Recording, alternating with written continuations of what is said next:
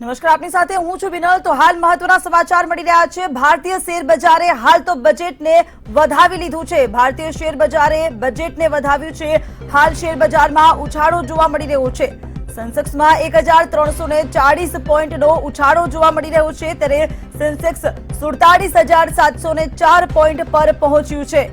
નિફ્ટીમાં 400 પોઈન્ટનો ઉછાળો નોંધાયો છે અને નિફ્ટી હાલ 14,030 પોઈન્ટ પર નોંધાઈ છે। જે રીતે શેર બજારમાં હાલ ઉછાળો જોવા મળી રહ્યો છે, સપ્તાહની શરૂઆત થતાની સાથે જ અને બજેટ રજૂ થતા જ હાલ શેર બજારમાં ઉછાળો જોવા મળી રહ્યો છે। સેન્સેક્સમાં 1340 પોઈન્ટનો ઉછાળો નોંધાયો છે, ત્યારે સેન્સેક્સ હાલ 47,704 પોઈન્ટ પર પહોંચ્યું છે।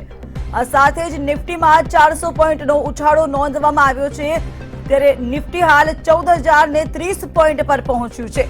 સપ્તાહની શરૂઆત થતાની સાથે જ શેર બજારમાં ઉછાળો જોવા મળ્યો હતો, ત્યારે આજે ખાસ બજેટ રજૂ કરવામાં આવ્યું, તેની પણ સેન્સેક્સમાં અસર જોવા મળી રહી છે। શેર બજારમાં અસર જોવા મળી રહી છે। સવારથી જ અત્યાર સુધીમાં સેન્સેક્સમાં ઘણો ઉછાળો નોંધાયો છે, જેમાં 1304 પોઈન્ટનો ઉછાળો નોંધાયો છે અને 47,704 પોઈન્ટ પર પહોંચ્યો છે।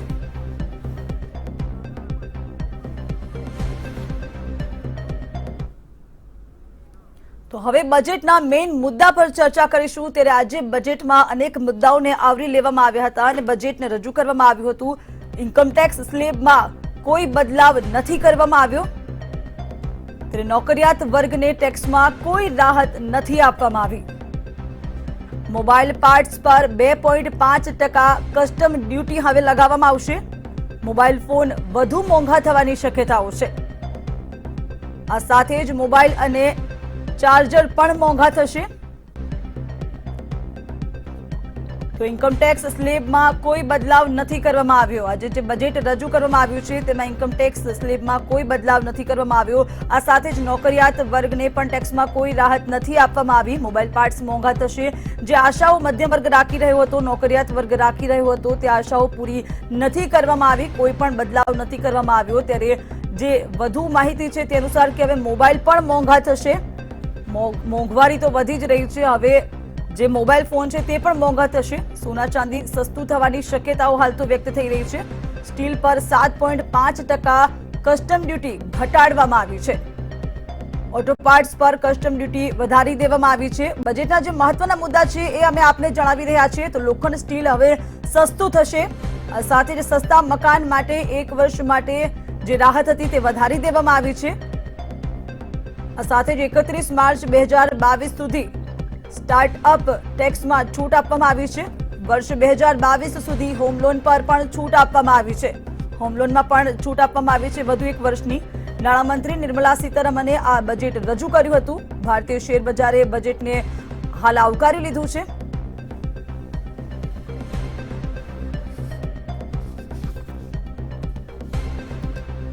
તો જે રીતે બજેટ આજે રજૂ થઈ ચૂક્યું છે, બજેટ આજે રજૂ થઈ ચૂક્યું છે, જેને લઈને ઘણી બધી આશાઓ હતી, પરંતુ દરેક આશાઓ પર પાણી ફરી વળ્યું હોય તેવું લાગી રહ્યું છે। આપણી સાથે સ્ટુડિયોમાં તમામ લોકો ઉપસ્થિત છે ડિસ્કશન કરવા માટે। ખાસ તો અશ્વિનભાઈ ત્રિવેદી કે જેઓ ભાજપના નેતા છે, સાથે અજયભાઈ જોશી જેઓ નેતા કોંગ્રેસ છે, સાથે જ રમેશભાઈ પટેલ કે જેઓ એક ખેડૂત પ્રતિનિધિ છે અને શૈલેષભાઈ પટવારી કે જેઓ એક ઉદ્યોગપતિ છે। આપ ચારેય મહેમાનોનું સ્વાગત છે। જે રીતે બજેટ રજૂ કરવામાં આવ્યું, ઘણી આશાઓ જોડાયેલી હતી આ બજેટમાં કે ટેક્સમાં રાહત મળશે, સામાન્ય વર્ગને રાહત મળશે, નોકરિયાત વર્ગને રાહત મળશે, પરંતુ રાહત આપવામાં નથી આવી। સૌપ્રથમ તો અશ્વિનભાઈ હું આપને પૂછવા માંગીશ કે જે રીતે સરકાર સમક્ષ આશાઓ રાખવામાં આવી રહી હતી, ત્યારે દરેક આશા પર પાણી ફરી વળ્યું છે, કોઈ ટેક્સમાં રાહત નથી આપવામાં આવી, આપ શું કહેશો? એવું નથી। આપની મંતવ્ય પ્રમાણે આખું નિર્મલા સીતારામજીએ 64,180 કરોડનું બજેટ જે રજૂ કર્યું છે એમાં યુવાનોથી લઈને વૃદ્ધો સુધી, વૃદ્ધોને 75 વર્ષ ઉપરનાને કરમાં રાહત આપી દીધી છે, કર ભરવાનો નથી એમને। એ જ રીતે કર્મચારીથી લઈને કિસાન સુધી, કિસાનોમાં પણ બહુ મોટું પેકેજ આપ્યું છે। અને ત્યાં કર્મચારીઓમાં પણ જે પહેલાં 5 લાખની આવક મર્યાદા હતી એમાં 1.5 લાખ રૂપિયા એનઆઈસીની હતી, એટીસીની હતી અને 2 લાખ રૂપિયા। એ રીતે જે વધારતા જોતા આપણે 9 લાખ રૂપિયા સુધી એમને કોઈ ટેક્સ ભરવાનો નહોતો। બીજું કે જીવન જરૂરિયાત વસ્તુમાં કોઈ પણ જાતનો ટેક્સમાં વધારો નથી કર્યો સરકારે। અને આરોગ્યલક્ષી પ્રવૃત્તિઓમાં વધારો કર્યો છે અને એના બજેટમાં પણ બહુ મોટી રકમ ફાળવી છે। 35,000 કરોડ રૂપિયા જેટલું એમાં આપ કહો છો રકમો ફાળવી છે, પરંતુ આ અમલી બને છે ખરી? સામાન્ય જીવનમાં અમલી બને છે? કેમ કે સામાન્ય વર્ગ તો આમાં પીસાતો હોય તેવું આપણે જોયું જ છે. 2020માં પણ આપણે કોરોના કાળમાં પણ જોયું છે. આટલા વૈશ્વિક મહામારીમાં અને ઔદ્યોગિક મંદીમાં પણ 3.4% જેટલો કૃષિ દર આપણે જાળવી શક્યા છે. 8.5% જેટલો જીડીપીનો દર જાળવી શક્યા છીએ. અને મોદી સરકારની જે ઉપલબ્ધિઓ છે, સ્ટાર્ટઅપ ઇન્ડિયા, સ્ટેન્ડઅપ ઇન્ડિયા અને ઉદ્યોગો, લઘુ ઉદ્યોગોને પ્રોત્સાહન માટે જે પણ પ્રવૃત્તિઓ કરવામાં આવી છે, અને એના 4 લેયરનું આખું બજેટ, 6 લેયરનું બજેટ છે. એમાં 4 લેયર, જે પ્રથમ છે સ્વનિર્ભર ભારત. એ સ્વનિર્ભર ભારત માટેની જે યોજનાઓ છે, એમાં ઉદ્યોગપતિઓને 1 કરોડ રૂપિયા સુધી ઓડિટ કરવાનું હતું, એની જગ્યાએ અત્યારે 5 કરોડ સુધી એમને ઓડિટ કરવાનું રહેતું નથી. આવી બધી લાભો તો ઘણા બધા આપેલા છે, બરાબર. એમાં એટીસીમાં પણ જે એમણે રાહત આપી છે, 2.5 લાખ રૂપિયાની જે મર્યાદા હતી એ પણ એમાં કરેલી છે. 5 મહિનામાં 34,000 ટનથી વધારે ઉત્પાદન થયેલું છે. તો આવા પરિણામે આ વૈશ્વિક મહામારીમાં 34,000 ટનથી વધારેનું ઉત્પાદન 4 વર્ષમાં યુપીએમાં 41,825 કરોડ હતું, જ્યારે મોદી સરકારમાં 6 વર્ષમાં 1,24,856 કરોડ રૂપિયાની આસપાસની યોજનાઓ અને 29.4 લાખ ઘર બનાવ્યા છે. સ્ટીલમાં પણ 7.5% ઘટાડો કરવામાં આવ્યો છે ડ્યુટીમાં. એથી એસ્ટેટમાં પણ વધારો થશે. લોનમાં પણ 2022 સુધીની છૂટ આપી છે, એટલે કર્મચારીઓ જે ઘર વિહોણા છે એમને પણ ઘર, પોતાનું સપનાનું ઘર છે એ મળી જશે એવી ચોક્કસ મને ખાતરી છે. અને આ ફૂલ ગુલાબી તેજી જેવું બજેટ છે, તેથી તો શેર બજારે એને વધાવ્યું છે અને 14,000 ઉપર સેન્સેક્સ નિફ્ટીમાં વધ્યો છે, જ્યારે 47,000 ઉપર એ એનએસએમાં વધારો થયો છે. ટોટલ 1,404 જેટલો. જી અજયભાઈ, આગળ આપને પૂછવા માંગીશ કે જે સરકારે બજેટ રજૂ કર્યું છે, આપ વિપક્ષ છો, તો આપને લાગે છે કે આ બજેટ યોગ્ય છે? આનાથી રાહત મળશે ખેડૂતોને, મધ્યમ વર્ગને, વિદ્યાર્થીઓને, ગરીબોને, કે શું લાભ મળશે? કારણ કે તમને શું લાગી રહ્યું છે? શું છે આપનું મંતવ્ય? આ 2 કલાકની નિર્મલા સીતારામનજીની સ્પીચમાં માત્ર આંકડાઓ રજૂ થયા છે. એને કેવી રીતે ઇમ્પ્લિમેન્ટેશન થશે એના વિશે કોઈ માહિતગાર નથી. કોર્પોરેટ સેક્ટરને ઘણી બધી રાહતો આપવામાં આવી છે, પણ એની સામે તમે જુઓ તો કર્મચારીઓને કોઈ રાહત નથી. નાના અને મધ્યમ ઉદ્યોગો જે છે એને પણ કોઈ પણ પ્રકારની રાહત અત્યારે આપવામાં નથી આવી, કારણ કે ખૂબ જરૂર હતી અત્યારે. સ્મોલ અને મીડિયમ સ્કેલ ઇન્ડસ્ટ્રી જે છે એ અત્યારે ખૂબ જ ભયના ઓથાર ઉપર જીવી રહી છે. સ્થાનિક લોકોની રોજગારી ચર્ચી રહી છે. છેલ્લા એક વર્ષમાં હું વાત કરું તો 1 કરોડ લોકોની નોકરીઓ આ કોરોના કાળમાં ગઈ છે, અને સરકારે એમના માટે કશું કર્યું નથી. માત્ર મને એવું લાગે છે કે 1.5 લાખ લોકોને રોજગારી અપાશે દર વર્ષે એવી એક જાહેરાત કરી અને યુવાનોની માત્ર ને માત્ર મશ્કરી કરી આ બજેટમાં નિર્મલાજીએ. એટલે આ બજેટ કોઈ પણ રીતે કોઈ પણ પ્રજાજનને સંતોષ આપનારું નથી એવું મારું સ્પષ્ટ મંતવ્ય છે. હું માત્ર વિરોધ પક્ષે છું એટલા માટે વિરોધની વાત નથી કરતો. કોઈ પણ સામાન્ય વ્યક્તિને તમે રોડ ઉપર ઉભા રહીને પૂછો કે તમારી થાળીમાં શું વધશે અથવા તો તમારા ખિસ્સામાં શું બચશે, તો એ આ બજેટ ઉપરથી કશું પણ ક્લિયર કહી શકશે નહીં કે મને શું મળ્યું.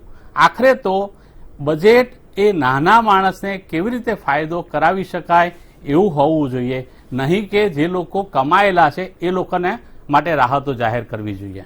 જી રમેશભાઈ, આગળ આપને પૂછવા માંગીશ કે જે રીતે કહેવામાં આવ્યું છે કે આ બજેટ ખેડૂતો માટે છે, ખેડૂતોની આવક વધારવામાં આવશે, તેનું પૂરતું ધ્યાન બજેટમાં રાખવામાં આવ્યું છે. આપ શું કહેશો એક ખેડૂત અગ્રણી તરીકે? આજના બજેટમાં પહેલા તો એવી જાહેરાત થતી હતી કે ખેડૂત લક્ષી બજેટ રહેશે, પરંતુ ખેડૂતમાં શું છે કે 75,000 કરોડની જાહેરાત તો કરી છે, પણ કયા સેક્ટરમાં કરી છે, ઇમ્પ્લિમેન્ટ શું છે તેની કોઈ અંદર કોઈ જોગવાઈ કરી નથી. અમારે ખેડૂતોને આશા હતી કે એમએસપી જે જાહેર થાય છે, એમએસપીનું ટોટલ ઇન્ફ્રાસ્ટ્રક્ચર અત્યારે 0% હોય એવું છે, કારણ કે તમારી ઉત્પાદન હોય 1 વીઘાનું 80 મણ અને લેવામાં આવે છે માત્ર 20 મણ. જાહેરાત કરવામાં આવે છે કે એમએસપીની ખરીદી શરૂ થઈ, તો ત્યાંની પણ આમાં કોઈ વધારાની જોગવાઈ નથી થઈ. બીજું રહ્યું કે ખેડૂતની આ ઉત્પાદન ખર્ચ કરતાં 1.5 ભાવ આપવામાં આવશે. 6 વર્ષ પહેલાં ઉત્પાદન ખર્ચ કરતાં અત્યારે 1.5 વળતર આપવામાં આવશે એવી જાહેરાત કરવામાં આવી. તો હું જણાવવા માગું છું કે 6 વર્ષ પહેલાં ઉત્પાદન ખર્ચ હતું એનાથી 3 ગણું તો ઉત્પાદન ખર્ચ લાગે છે, તો તમે 1.5 રાહત આપીને શું અમને આપવાનું તમે મશ્કરી કરો છો? ખેતીવાડીમાં તમે સબસિડી આપો છો, તો ખેતીવાડીના તમામ પાર્ટ્સમાં અત્યારે 18-20% જીએસટી લેવામાં આવે છે. ખેડૂતોને શું બચે? ખેડૂતોનો ટોટલ પાક એમએસપીમાં વેચાય તે જોવે. બાકી જાહેરાત કરવામાં બી એપીએમસી ટોટલ એપીએમસી ઇન્ટરનેટથી જોડવામાં આવશે. એપીએમસી બચશે તો ઇન્ટરનેટથી જોડવામાં આવશે. પ્રાઇવેટ એપીએમસીને તો તમે જોગવાઈઓ કરી દીધી છે અને વેચી પણ દીધી છે, આપી પણ દીધી છે. ભાજપના જે ધારાસભ્યો મળત હોય એમણે આપી પણ દીધી છે કે તમે બાંધકામ શરૂ કરો.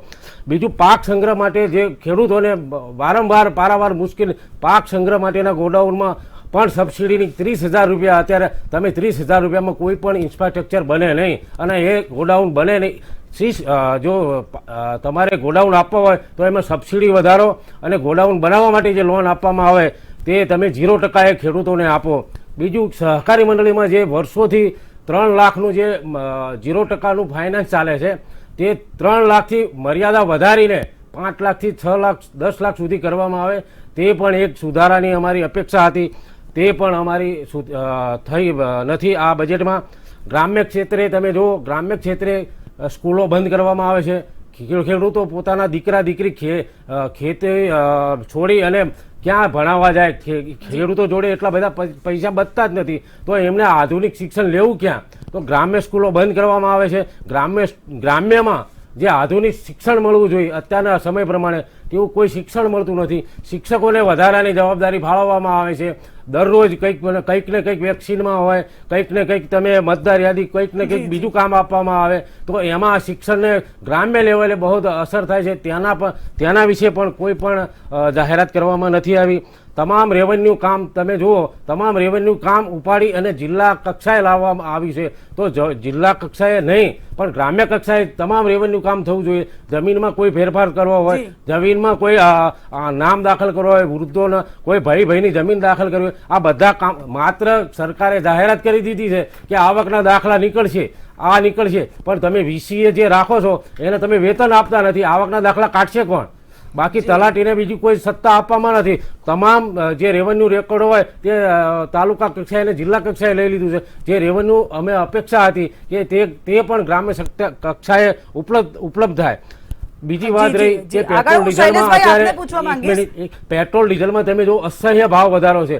અત્યારે 6 વર્ષ પહેલા પેટ્રોલ ડીઝલનો ભાવ 52 રૂપિયા હતા, અત્યારે પેટ્રોલનો ભાવ 82 રૂપિયા છે. તમે 1.5 ગણું શું અમને આપીને સાબિત કરવા માંગો છો? અમારું ઉત્પાદન ખર્ચ 3 ગણું છે. તો ખેડૂતોને આ બજેટમાં કંઈ મળ્યું નથી એવું હું સ્પષ્ટ માનું છું. જી શૈલેષભાઈ, આગળ આપને પૂછવા માંગીશ કે જે રીતે આપ એક ઉદ્યોગપતિ છો, વેપારી છો, આપને શું લાગે છે આ વખતનું જે બજેટ રજૂ થયું છે તેની અસર આપના વેપાર પર પડશે? નિર્મલા સીતારામનજીએ જે આ બજેટ રજૂ કર્યું છે એ ખૂબ જ એવા ટાઈમમાં રજૂ કર્યું છે કે જે એક બાજુ કોવિડ પેન્ડેમિકનો વર્ષ, એમાં બધી જરૂરિયાતો ઇન્ડસ્ટ્રીની, લોકોની, કોરોના અફેક્ટેડ વેક્સિનની, એ બધા સમયમાં આ જે બજેટ આપ્યું છે એ ખૂબ જ મજબૂત બજેટ કહેવાય.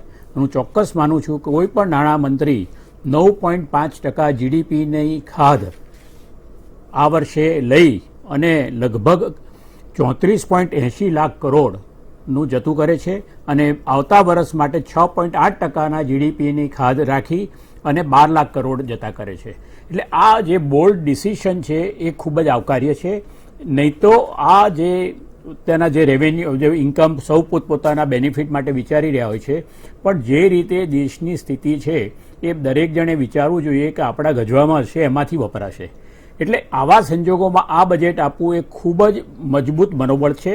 બીજું કે એમણે જેમ ફાર્મર્સનું કહેવું છે, આપણે ફાર્મર્સને થ્રુઆઉટ અત્યાર સુધી આપવામાં જ આવ્યું છે. ખરેખર તો ફાર્મર્સની ડેફિનેશન અહીંયા નક્કી કરવા જેવી હતી કે 10 એકરથી વધુના ફાર્મરોને ટેક્સેબલ કરવા જોઈતા હતા, એ નથી કર્યા. 10 એકરથી નાની જમીનવાળા ફાર્મર્સ માટે બધું જ સબસિડી જે કે આપવી જોઈએ, પણ અત્યારના મોટાભાગના ફાર્મરો એ પોલિટિશિયન છે, બ્યુરોક્રેટ્સ છે, ઉદ્યોગપતિઓ છે, એમને આનો લાભ મળે છે, એ લાભ લઈ લેવાનો હતો, એ નથી લીધો. બાકી તમે જુઓ કે 2013-14માં વીટ તો એમને 33,874 કરોડ હતા, તે અત્યારના 52,800 કરોડ અને આવતી સાલમાં એને થશે 43,600 કરોડ. સેમ પેડી 2013-14 6,63,428 કરોડ, એના 2019-20માં 1,41,930 કરોડ. એટલે પેટ્રોલના ભાવ, પેટ્રોલનો ભાવ જણાવો. પણ તમારે બરાબર છે પેટ્રોલના ભાવ એ, દવાનો ભાવ તમે જણાવો. પણ દરેક વસ્તુ હું તમને જ કહું છું કે તમારી રાસાયણિક પાસે ખાતરનો ભાવ જણાવો. તમે રાસાયણિક ખાતરની તમે સબસિડી નાબૂદ તમે કરવા બોલી માંગો છો. લીધું, હવે સાંભળવાનું રાસાયણિક રાખો. ખાતરની સબસિડી નાબૂદ કરવા માંગો છો. તમે શું બોલી કહેવા લીધું, માંગો છો હવે ખેડૂતો? સાંભળવાનું રાખો. કમ્પેરિઝન તમે 2013-14 ની ખેડૂતો માટે કરતા હોય તો ખેડૂતો હું વચ્ચે ચોક્કસ ને બોલીશ. જે મારી વાત આપવામાં આવે છે તો હું એમાં અમે કોઈના પાડતા જ નથી. ખેડૂતોની comparison પણ કરતા જે હોય તો પૈસાદાર ખેડૂતોની તમે 2014 ખેડૂતો છે, ની એ production ખેડૂતોના જે લેબલે ખર્ચ છે, એનો તમે જે એમની ફાયદો લે છે વાત એના છે કે જે રીતે ખેડૂતોની તમે ખેડૂતોનું આવક comparison વધારી વાત કરો છો, પણ સામે વિગતવાર જંતુનાશક સમજાવો દવાઓ, કે ખેડૂતોને પાયાની જે ખાતર છે, 2013-14 બધું જ પ્રોડક્શન ખર્ચ તમે સમજાવો. બંધ કરાવો તો કહી શકું. Have sum manners. એટલે હું તમને એમ કહું છું કે કોઈ પણ વસ્તુ હોય તો એને ઇવેલ્યુએટ કરવી જોઈએ કે તમારે જ ધારો કે ગજવામાં 10 રૂપિયા છે તો તમે 10 રૂપિયાની અંદર જ ખર્ચો કરી શકવાનો છો તમે. એની તે છતાં એમણે બોરોઈંગ્સ, PSUને વેચવાનું, LICનો IPO, એ રીતે બધી ખાધ એ લોકો પૂરી કરશે ત્યારે આ વસ્તુ થશે. અને ખેડૂતોની ડેફિનેશનમાં હું કહું છું ખૂબ ફેરફાર કરવાની જરૂર છે. બાકી તમે જે જેન્યુઇન ખેડૂતો છે એમને માટે જેટલી છૂટ આપી એટલી ઓછી છે. બાકી મેં તમને જેમ કહ્યું, 10 એકરથી મોટી જમીનવાળા ખેડૂતોને ટેક્સેબલ કરવા જોઈતા હતા, એમને ટેક્સનો બેનિફિટ નહોતો આપવાનો. તો આ પ્રોબ્લેમ જે નાના ખેડૂતોને વધુ પૈસા આપી શક્યા હોત. બીજું એમણે જે કહ્યું કે એજ્યુકેશન, તો 748 એકલવ્ય સ્કૂલોનું પણ પ્રોવિઝન કર્યું છે. એ પણ એક ખૂબ જ ઉમદા કામ છે. બીજું R&D ને સ્ટાર્ટઅપ્સ. તમે બોલો, પણ તમે બોલવાનું આપણે ક્યાં, એમને પહેલા બોલી લેવા દો, તમે પછી બોલજો, હું તમને મોકો બોલવા દેશો. જરૂરથી આપીશ બોલવાનો. એમને એટલે ત્યાં સ્કૂલો બંધ થઈ જશે ગામડા લેવલે.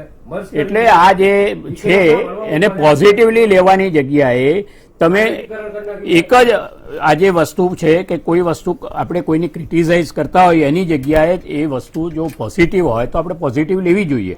એટલે એમણે જે ઇનોવેશન અને R&D માટે પણ કરોડો રૂપિયા ફાળવ્યા છે. એટલે આ રીતે જુઓ તો આ બધી જરૂરિયાતની વસ્તુ હતી. હવે તમે કહો કે આ બધી જ વસ્તુ ખેડૂતોને મળે એવું તો શક્ય ના હોય. દરેક વસ્તુ વેચાતી મળે અને દરેકને એમની જરૂરિયાત પ્રમાણે મળી જ છે.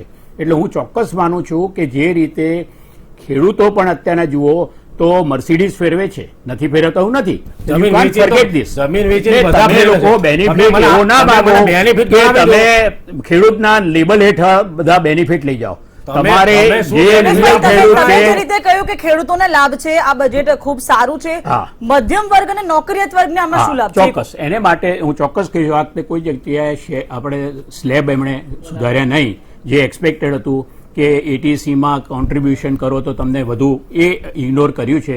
એ ચોક્કસ મધ્યમ વર્ગ માટે અને સેલેરીડ વર્ગ માટે એ કોઈ આ વખતે આ બજેટમાં કોઈ પ્રોવિઝન કર્યું નથી.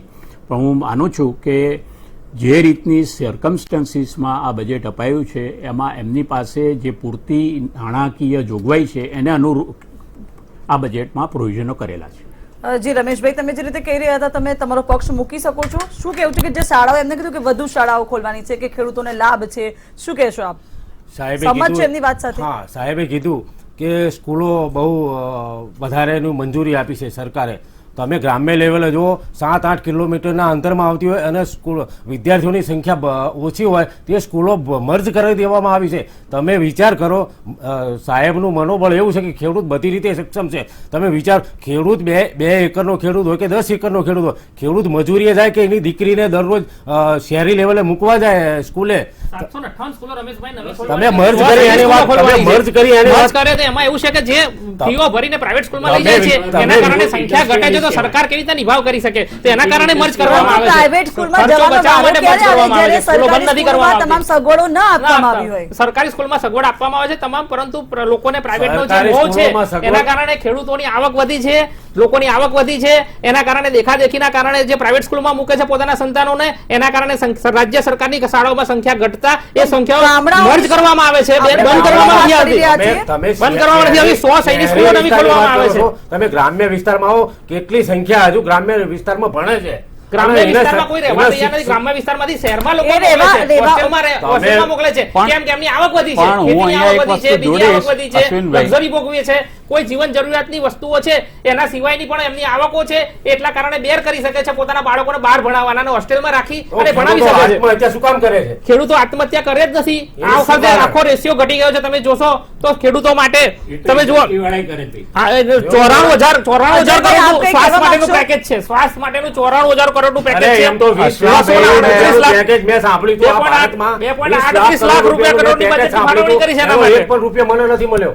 20 લાખ કરોડ રૂપિયાનું આત્મનિર્ભર પેકેજ મેં સાંભળ્યું હતું, આપણા માધ્યમ મીડિયાના માધ્યમથી સાંભળ્યું હતું. તમે કદાચ પણ એક રૂપિયો પણ નથી અભ્યાસ મળ્યો. કર્યો હોય એ આંકડાઓનું એનાલિસિસ કરો રમેશભાઈ, અને પછી તમે વાત કરો. સમજાવો ને, અજયભાઈ, આપ એક વિપક્ષ તરીકે શું કહેશો? સરકાર જાહેરાતો મોટી મોટી કરે છે, એમાં ના નહીં. લોકોને હથેળીમાં ચાંદ બતાવવાથી માંડી અને સપનાના સોદાગર તરીકે જ આ સરકાર કામ કરી રહી છે. એકચ્યુઅલી તો આપણી પાસે શું ફાયદો થયો સામાન્ય લોકોને એની કોઈ માહિતી હોવી જોઈએ. અને હમણાં વાત થઈ કે ભાઈ સ્કૂલો પ્રાઇવેટમાં લોકો જાય છે, પણ એવી કેવી સ્થિતિ ઊભી કરી સરકારે છેલ્લા આટલા વર્ષોમાં કે તમારે ગામડું છોડી અને શહેરમાં જવું પડે રહેવા માટે. ગ્રામ્ય સ્તરે કેમ એ સગવડો ના મળે? કેમ ખેડૂતો એમના છોકરાઓને સરકારી સ્કૂલમાંથી ઉઠાડી અને પ્રાઇવેટમાં મૂકે છે? બીજી વસ્તુ કે જ્યારે કોંગ્રેસની સરકાર હતી ત્યારે મને યાદ છે કે એકે એક ગામમાં, ભારત દેશના 6,20,000 ગામડાઓ છે, એકે એક સ્કૂલમાં એકે એક ગામમાં શાળાઓ બનેલી અને એક બીજો પણ એમાં ક્લુ છે કે 3 કિલોમીટરની અંદર પ્રાથમિક શિક્ષણ મળવું જોઈએ. આજે જે શાળાઓ મર્જ થઈ રહી છે એના કારણે 6 થી 7 કિલોમીટર દૂર ગામડું હોય ત્યાં બાળકે ભણવા જવું પડશે. એટલું બધું છે નહીં, બહુ નજીકના ગામડાઓ છે. એને મૂકવાને લેવા કોણ જશે? જો એવું હોય તો રિક્ષાઓની વ્યવસ્થા હોય છે. 11.5 કરોડનો 11.5% જીડીપી રેટ ના આવ્યો હોય, જો તમે કહો છો એ પ્રમાણે બન્યું હોત તો 11.5% જીડીપી રેટ ના આવ્યો, આંકડા કે છે બરાબર. અને તમે જુઓ તો હમણાં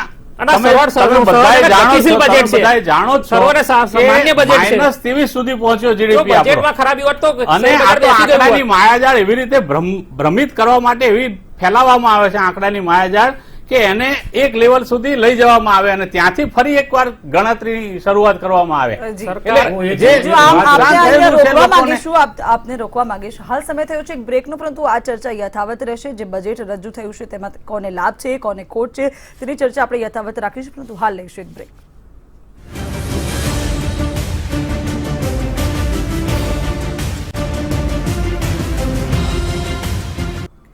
નાણામંત્રી નિર્મલા સીતારમણે બજેટ રજૂ કરી દીધું છે. અગત્યના ઘણા મુદ્દાઓને બજેટમાં આવરી લેવામાં આવ્યા છે, અનેક મુદ્દાઓને નથી આવરવામાં આવ્યા, જેને લઈને નિરાશા પણ જોવા મળી રહી છે. ત્યારે આ જ મુદ્દે ચર્ચા કરવા માટે આપણી સાથે સ્ટુડિયોમાં ઉપસ્થિત છે દીપક જોશી કે જેઓ ભાજપ નેતા છે, સાથે યોગેશ શાહ કે જેઓ ચાર્ટર્ડ એકાઉન્ટન્ટ છે, હેમાંગ રાવલ કોંગ્રેસ નેતા આપણી સાથે જોડાયા છે, અને સાથે જ અજયભાઈ જોશી કે જેઓ પણ કોંગ્રેસ નેતા છે તે આપણી સાથે જોડાયા છે.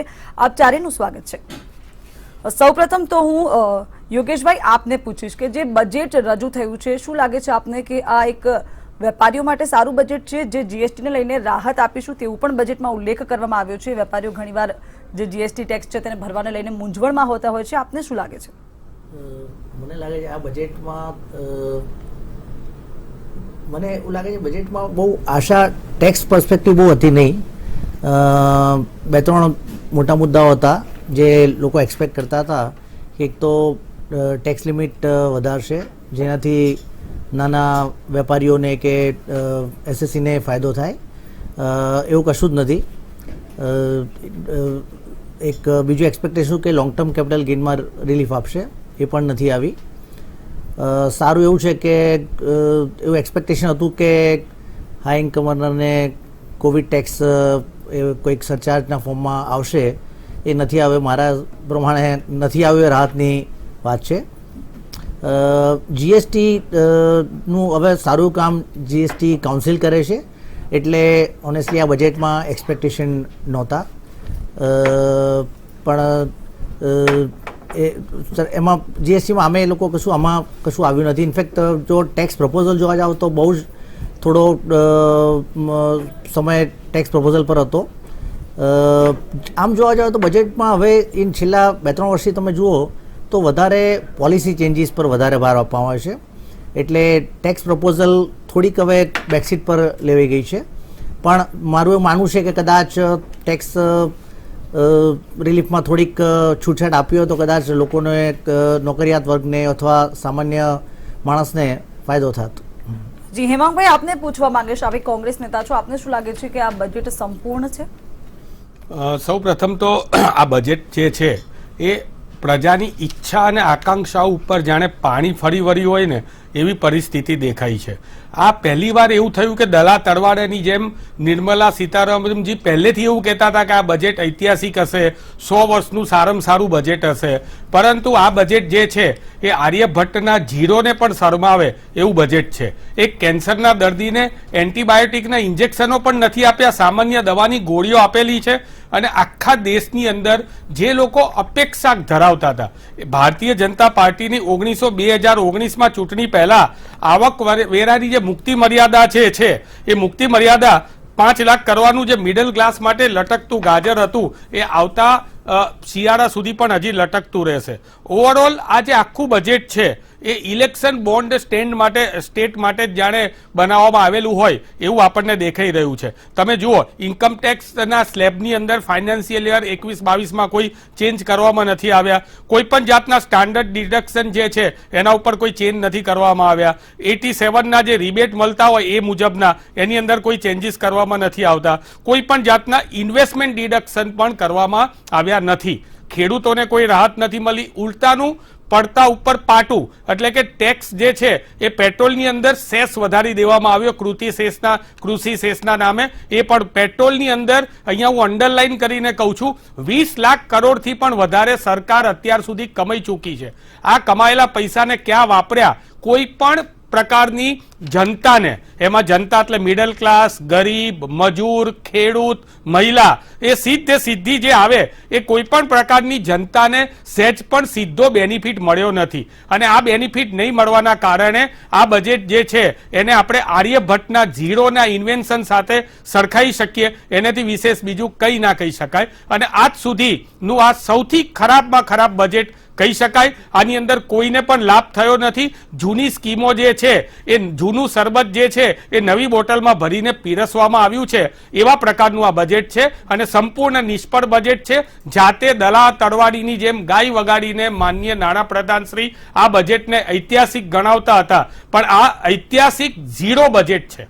ભાઈ જોશી જે ભાજપ નેતા છે આપણી સાથે જોડાયા છે. દીપકભાઈ, આપનું શું કહેવું છે? કેમ કે વિપક્ષે તો સ્પષ્ટ કહ્યું કે કોઈ પણ આશા જે રાખવામાં આવી હતી તેની પર પાણી ફરી વળ્યું છે, આપ શું કહેશો? વિપક્ષે જે કીધું છે એની ભૂમિકા ભજાવે છે, પણ સવાલ છે, મેં સવારે પણ એક ડિબેટમાં વાતચીત કરી હતી કે વિરોધ પક્ષના નાતે એમણે સારી વાત પણ જે કહેવી જોઈએ કે જે વસ્તુ છે એકચ્યુઅલી જોવા જાવ તો બેન ગયા વર્ષ જે આખું કોરોનાની મહામારીવાળું જે ગયું એની અંદર જોવા જઈએ તો ઇન્ટ્રીમ જે કહી શકીએ બજેટ પછીની જે બાબત કરીએ તો 5 બજેટો એવા આપવામાં આવ્યા છે. એટલે ઓલરેડી જે 3 સેક્ટર્સ કહી શકીએ આપણે, એક સર્વિસ સેક્ટર, ઇન્ડસ્ટ્રીયલ સેક્ટર અને બીજું એગ્રીકલ્ચર સેક્ટર. આ 3 આપણા દેશની અંદર આખા અર્થતંત્રની સાથે રમત થતી હોય છે. એમાં જે છે હવે એ આપણી પાસે બાઉન્ડ્રી છે, એની અંદર આપણે રમવાનું હોય છે. તો ઇન્ડસ્ટ્રીને લગતી જે કંઈ છે પોલિસીસને જે કંઈ છે એને રાહત આપવાનું છે. ગયા વર્ષે બધી 5 ઇન્ટ્રીમમાં આપી જ દેવાઈ છે ઓલરેડી. એટલે આ વખતે એના કરતાં વધારે કૃષિ ઉપર થોડોક ભાર આપવામાં આવ્યો છે. કારણ બીજું એક વસ્તુ છે, સ્વદેશી વસ્તુ ઉપર ભારણ આપવામાં આવ્યું છે કે ત્યાં સ્વદેશી વસ્તુઓનું એક ચલણ વધારે, એટલે કે જેથી કરીને જીડીપી ગ્રોથ વધે અને એ દિશામાં જઈ શકીએ છીએ. બીજું ગ્લોબલ ઇકોનોમીની સાથે કેવી રીતે આપણે મેચ થઈ શકીએ એના માટેનું પણ એક આ પગલું ભરેલું છે અને એ પ્રમાણે બજેટ સારામાં સારું કહી શકીએ. અત્યારે આપણને પ્રાઇમા ફેસી એવું લાગતું હોય કે ધારો કે ટેક્સમાં રાહત નથી આપી, એ આપણો સ્વાર્થ છે, તમે સમજજો. કહેવાનો મતલબ એટલો છે, ઓલરેડી તમે ગયા વર્ષનું તમે બજેટ જુઓ ને એમાં કોઈ ફેરફાર કરવામાં આવ્યો નથી ટેક્સની બાબતમાં. તમે જોવા જાવ તો 9 લાખ રૂપિયા સુધીની જે ઇન્કમ થાય છે ત્યાં સુધીમાં ક્યાંક ને ક્યાંક કપાત આપીને 9 લાખ રૂપિયા સુધીમાં આ રાહત મળી જ જાય છે. એટલે ઇન્કમ ટેક્સની બાબતમાં પરંતુ વેપારીઓની જે મંતવ્ય ન્યૂઝ એ વેપારીઓ સુધી પહોંચ્યું, જ્યારે માંગણી કરી હતી કે તમારી શું આશા છે બજેટ સાથે, ત્યારે તેમણે સ્પષ્ટ કહ્યું હતું કે ટેક્સમાં ઘટાડો થાય તેવી અમારી આશા છે. તો વેપારીઓ ક્યાંક ને ક્યાંક આ બજેટથી સંતુષ્ટ નથી. બેન જીએસટી વાળી બાબત છે. હું એટલા માટે જ કહું છું કે આપણને સ્પર્શતી હોય ત્યારે આપણે ડિમાન્ડ કરી શકીએ. વાત તમારી સાચી છે, પણ જનરલ તમે જોવા જાઓ, ગયું વર્ષ આખું જે છે કોરોનાની મહાબીમારી હતી, છતાં પણ વેપારીઓ માટેનું જે કહી શકીએ કે એક બૂસ્ટઅપ ડોઝ કહી શકીએ કે જેની અંદર એકદમ એવી પરિસ્થિતિ, આર્થિક પરિસ્થિતિ ખરાબ થઈ ગઈ હતી, ત્યારે સરકારે 5 પેકેજો જાહેર કર્યા. એ સંપૂર્ણપણે જોવા જાઓ તો ઇન્ડસ્ટ્રીયલ એમએસએમઈને એ સેક્ટરને અપ લાવવા માટેના હતા કે એ આવી પરિસ્થિતિમાંથી પણ બહાર આવી શકે. એટલે એમને ઓલરેડી રાહત બજેટ પહેલા પણ મળેલી છે અને એ જ પરિસ્થિતિ ચાલુ રાખાઈ છે. એટલે ટેક્સની જે બેનિફિટ છે વાળી જે બાબત છે. બીજી એક વસ્તુ આ વખતે એ વસ્તુ થઈ છે કે કાશ્મીર પણ આપણે ત્યાં એડ થયું છે, એની અંદર પણ જે રાહતો આપવામાં આવી છે એને પણ એક આપણું પોતાનું સ્ટેટ આપણે ગણતા હતા, તો સ્વાભાવિક વાત છે કે એને પણ રાહતો આપવાની છે. બીજી એક વસ્તુ છે ન્યૂ એજ્યુકેશન પોલિસી જે છે, તો એને લગતી પણ આગળ એક આપવામાં આવ્યું છે. આદિવાસી વિસ્તારને પણ સાંકળી લેવામાં આવ્યો છે. એટલે તમામ વર્ગોને સાથે રાખીને આખું બજેટ જે છે સર્વાંગી વિકાસ માટે હું કહી શકું કે બજેટ આપવામાં આવ્યું છે સરકારશ્રી દ્વારા. કારણ કે અત્યારે ચેલેન્જ માત્ર ભારત નહીં, ભારતને બહારના દેશો માટેની પણ છે અને એને સામે રાખીને આખું આ બજેટ તૈયાર કરવામાં આવ્યું છે. એની દૂરોગામી અસર ઘણી સારી પડશે, એમાં કોઈ શંકાને સ્થાન નથી. આપણે જીએસટી વાળી બાબત વાતચીત કરતા હતા, નોટબંધી વાળી વાતચીત કરતા હતા, આજે આપણે એનો લાભ જોઈ શકીએ છીએ. બેન છેલ્લા ક્વાર્ટરની અંદર આપ જોઈ શકો છો દરેક ઇન્ડસ્ટ્રી એ ગ્રોથ ઉપર ગયેલી છે છેલ્લા ક્વાર્ટરની અંદર. એટલે તમે જોવા જાઓ તો પોઝિટિવ એક આપણને એટીટ્યુડ જોવા મળ્યો છે દરેક ઇન્ડસ્ટ્રી, નહીં કે માત્ર એક ઇન્ડસ્ટ્રી. એટલે કહી શકીએ છીએ કે જે આપણે 3 વર્ષ પહેલા જે આપણે બૂમાબૂમ કરતા હતા કે જીએસટી વાળી છે, નોટબંધી વાળી બાબત છે, એ ગુમરેંગ સાબિત થશે. ખરેખર એક વસ્તુ એ સાબિત થઈ છે જ્યાં સરકારને આપ્યું છે. એ જ રીતે આ વખતે કૃષિ વિધેયક જે છે, કૃષિ બિલ જે છે, એ પણ હું તમને કહું ટૂંક સમયની અંદર એક ભારત, કારણ કે 70% કૃષિ ઉપર નભનારો દેશ છે અને ત્યારે અજયભાઈ આગળ આપને પૂછવા માંગીશ કે જે રીતે એમને સ્પષ્ટ કહ્યું કે બજેટ પહેલા જ અમે વેપારીઓને રાહત આપી હતી, પેકેજ જાહેર કર્યા હતા. આપને શું લાગે છે કે પેકેજો અમલી બન્યા હતા, વેપારી સુધી તેનો લાભ પહોંચ્યો હતો? આમ જોવા જઈએ તો આ બજેટ એ માત્ર નામનું બજેટ છે એવું કહી શકીએ. કારણ કે વધારો તો ટેક્સમાં રોજબરોજ થતો જ રહ્યો છે. એટલે બજેટ ઉપર આધારિત હોય કે આમાં ટેક્સ વધારો નથી આવ્યો એવું પણ એક વાત આવી. ઘણી બધી રાહતો જાહેર કરવામાં નથી આવી એ પણ સામે આવ્યું. આપણે પેટ્રોલ અને ડીઝલમાં રોજે રોજ ભાવ વધારો થતો રહ્યો છે અને આજે પણ એમાં સેસમાં વધારો થયો. આ નાના અને મધ્યમ ઉદ્યોગોની સાથે સાથે સામાન્ય માણસોની કમર તોડી નાખશે. જીએસટીમાં એવું થયું કે જે કોરોનાના સમયગાળા દરમિયાન જીએસટી નહોતો ઉઘરાવવામાં આવ્યો, એ પાછળથી જયારે ઉઘરાવવામાં આવ્યો અને પછી એવું કહ્યું કે ઐતિહાસિક સ્તર ઉપર પહોંચ્યો કે 1,20,000 કરોડનો જીએસટી ભેગો થયો. તો આ તો પહેલા જે નહોતો લીધો એ આ વખતે સાથે લીધો, એટલા માટે આ વિક્રમી આવક થઈ જીએસટીની. એટલે આ બધા છે ને માત્ર એ એક આશ્વાસનો છે અથવા તો એક આંકડાઓની માજાળ ઉભી કરવામાં આવે છે ભારતીય જનતા પાર્ટીની સરકાર દ્વારા. એકચ્યુઅલી હું જો આંકડાઓ મારી સાથે છે એની વાત કરું તો મે 2014 થી લઈ અને નવેમ્બર 2020 મે 2014 થી લઈ નવેમ્બર 2020 સુધીની વાત કરીએ તો આ સરકારની પોલિસી એવી છે કે ઉદ્યોગને ધિરાણ ઓછું મળતું થયું છે, એમાં વધારો થયો જ નથી. જ્યારે એની સામે personal loan, housing loan, auto, consumer loan અને ક્રેડિટ કાર્ડ ઉપરની લોનો એટલી બધી વધી છે. એટલે એકચ્યુઅલી જે ફાયદો થવો જોઈએ મીડિયમ અને સ્મોલ સ્કેલ ઇન્ડસ્ટ્રીઝને, અને એના કારણે સ્થાનિક રોજગારી ઉપર એની અસર થાય, સ્થાનિક લોકોને એની રોજગારી મળે, એમાં ક્યાંય પણ ફાયદો થયો નથી. ઉપરથી છેલ્લા 6 વર્ષમાં 4.25 કરોડ લોકોની નોકરીઓ ગઈ છે. એના માટે આ ભારતીય જનતા પાર્ટીની સરકાર જવાબદાર, નહીં તો બીજું કોણ જવાબદાર? કોરોનાના વર્ષમાં 1 કરોડ લોકોની નોકરીઓ ગઈ અને હમણાં મશ્કરી રૂપ એવું કહ્યું કે 1.5 લાખ લોકોને દર વર્ષે રોજગારી આપવામાં આવશે. આ મશ્કરી સમાન છે. એટલે આ બજેટમાંથી કંઈ બીજું આશા કંઈ રહેતી નથી. બીજી વાત એમણે એ કરી કે ઘણી બધી યોજનાઓ એમણે ડિક્લેર કરી પણ એ કેવી રીતે ઇમ્પ્લિમેન્ટેશન થશે એ સ્પષ્ટ નથી. આ બજેટથી આજે જે સેન્સેક્સ અને નિફ્ટીમાં વધારો થયો છે એ પણ કદાચ 2-4 દિવસો પછી તમે જોજો કે એ રિવર્સ આવશે. 4-5 દિવસ પછીના એ જોજો તમે આવતા અઠવાડિયાના આંકડાઓ, તો એમાં કંઈક જુદું હશે. એટલે આજે શરૂઆતમાં ઉછાળો દેખાય છે, કોર્પોરેટ ટેક્સમાં એમણે રાહતો આપી છે એના કારણે, પણ સામાન્ય લોકોને કોઈ આમાં રાહત નથી. અને બીજી એક વાત ગીતામાં પણ કહ્યું છે કે આત્માને જ્યારે 3 ભેટ આપવામાં આવી છે, શરીર, સમાજ અને સૃષ્ટિ. ટૂંકમાં વાત કરીશ તો સમાજ માટે દાન, એટલે જે વર્ગ નવળો છે એ પોતાના કાર્યો છોડી ના દે એટલા માટે એને દાન કરવાનું ગીતામાં પણ કહેલું છે. અને એટલા માટે કોંગ્રેસની સરકાર જ્યારે હતી ત્યારે નાના અને મધ્યમ ઉદ્યોગોની સાથે કિસાનોને પણ રાહત આપતી હતી, સબસિડી આપતી હતી. એનું કારણ એ છે કે ગીતામાં પણ કહ્યું છે કે સમાજને દાન આપો તો એ ટકી રહેશે અને એના વ્યવસાયમાં જોડાયેલો રહેશે, નહીતર આપણને ખાવા પણ નહીં મળે જો કિસાન એનું છોડી દેશે એનું કામકાજ. તો યોગેશભાઈ, આપને પૂછવા માંગીશ કે આ બજેટથી વેપારીઓને શું લાભ થશે? આ બજેટથી મારા પ્રમાણે વેપારીઓને કોઈ લાભ દેખાતો નથી. જે થોડોક લાભ જે બજેટના જો હું ટેક્સ પ્રપોઝલ્સની રીતે જોઉં તો સિનિયર સિટીઝન્સ માટે એમણે રિટર્ન ફાઇલ કરવું નહીં પડે, પ્રોવાઇડેડ એ લોકો 75 વર્ષથી ઉપર હોય અને એમની આવક એન્યુઇટી અને ઇન્ટરેસ્ટ ઇન્કમની જ હોય. એમાં પણ ખરેખર તમે જોવા જો ટેક્સમાં કોઈ રાહત છે નહીં. આ રાહત એવું પ્રોવાઈડ પણ કરે છે કે એના પર ટેક્સ બેંકવાળા કાપી લે છે, એટલે ટેક્સ કપેલો હોય અને આવક એન્યુઇટી અને ઇન્ટરેસ્ટ હોય તો જ આ રિટર્ન ફાઇલિંગમાંથી રાહત મળશે 75 વર્ષની ઉપરના નાગરિકો માટે. બીજી એક બે જે બજેટમાં સારી વસ્તુ છે કે હવે સેલેરી ક્લાસ માટે એ લોકો પ્રીફિલ્ડ ટેક્સ રિટર્ન મોકલશે.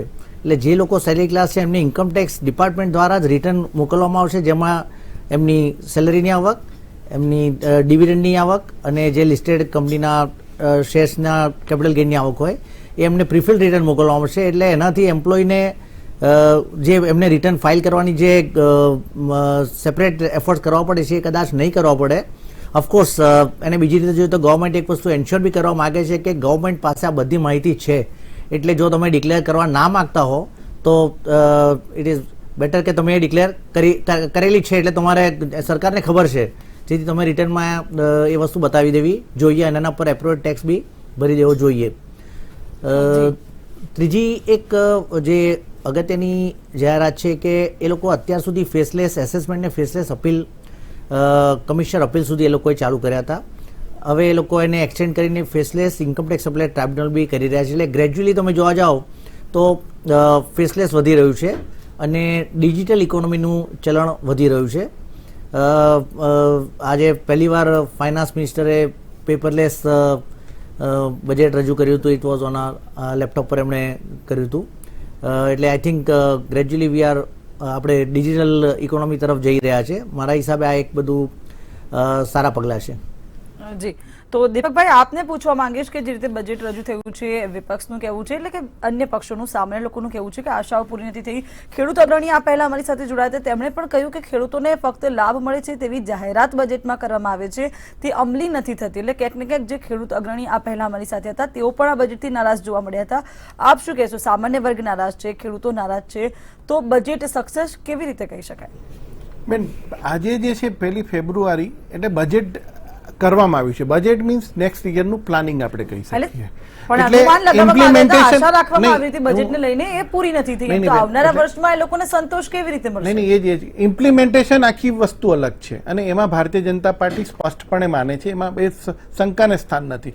સવાલ ક્યાં છે હું તમને કહું. ગયા વર્ષનું તમે જોવા જાવ તો 1 ફેબ્રુઆરી ભારતીય જનતા પાર્ટીની સરકાર આવ્યા પછી, એનડીએની સરકાર આવ્યા પછી પહેલી વાર એવું બન્યું છે 2014થી કે 1 ફેબ્રુઆરીએ એક બજેટ આપવામાં આવે છે. ફિક્સ એનો દિવસ છે કે 1 ફેબ્રુઆરીએ કરવામાં આવે છે.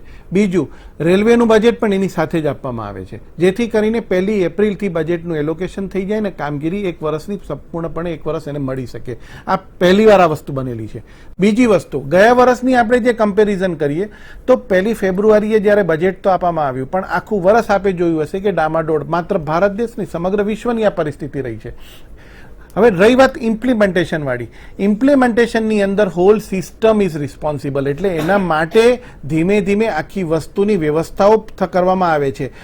સાહેબે જે કીધું, વાતચીત કરી કે આપણે ક્યાં તમે એના લૂપહોલ્સ રહી જાય છે, કેવી રીતે આપણે ઇમ્પ્લિમેન્ટેશન ફાસ્ટ કરાવડાવવું પડે જેથી કરીને પ્રજા સુધી પહોંચે અને અસરકારકતાથી પહોંચે, એના માટેનું ડિજિટલાઇઝેશનનું એક મોટામાં મોટું પગલું છે. અને દરેક ડિપાર્ટમેન્ટ ધીમે ધીમે ડિજિટલાઇઝેશન ઉપર જઈ રહ્યા છે, કોમ્પ્યુટરાઇઝ ઉપર, જેથી કરીને કરપ્શન પણ ઘટે. કરપ્શનનો જે વ્યાપ વધી ગયો હતો એનો પણ પર એક હાથ મૂકી શકીએ સ્પષ્ટ રીતે. બીજી એક વાત છે કે પ્રજાને એના યોજનાના તમામે તમામ લાભ મળી શકે એના માટેનો આ સરકારનો પહેલેથી એક ઈરાદો રહ્યો છે.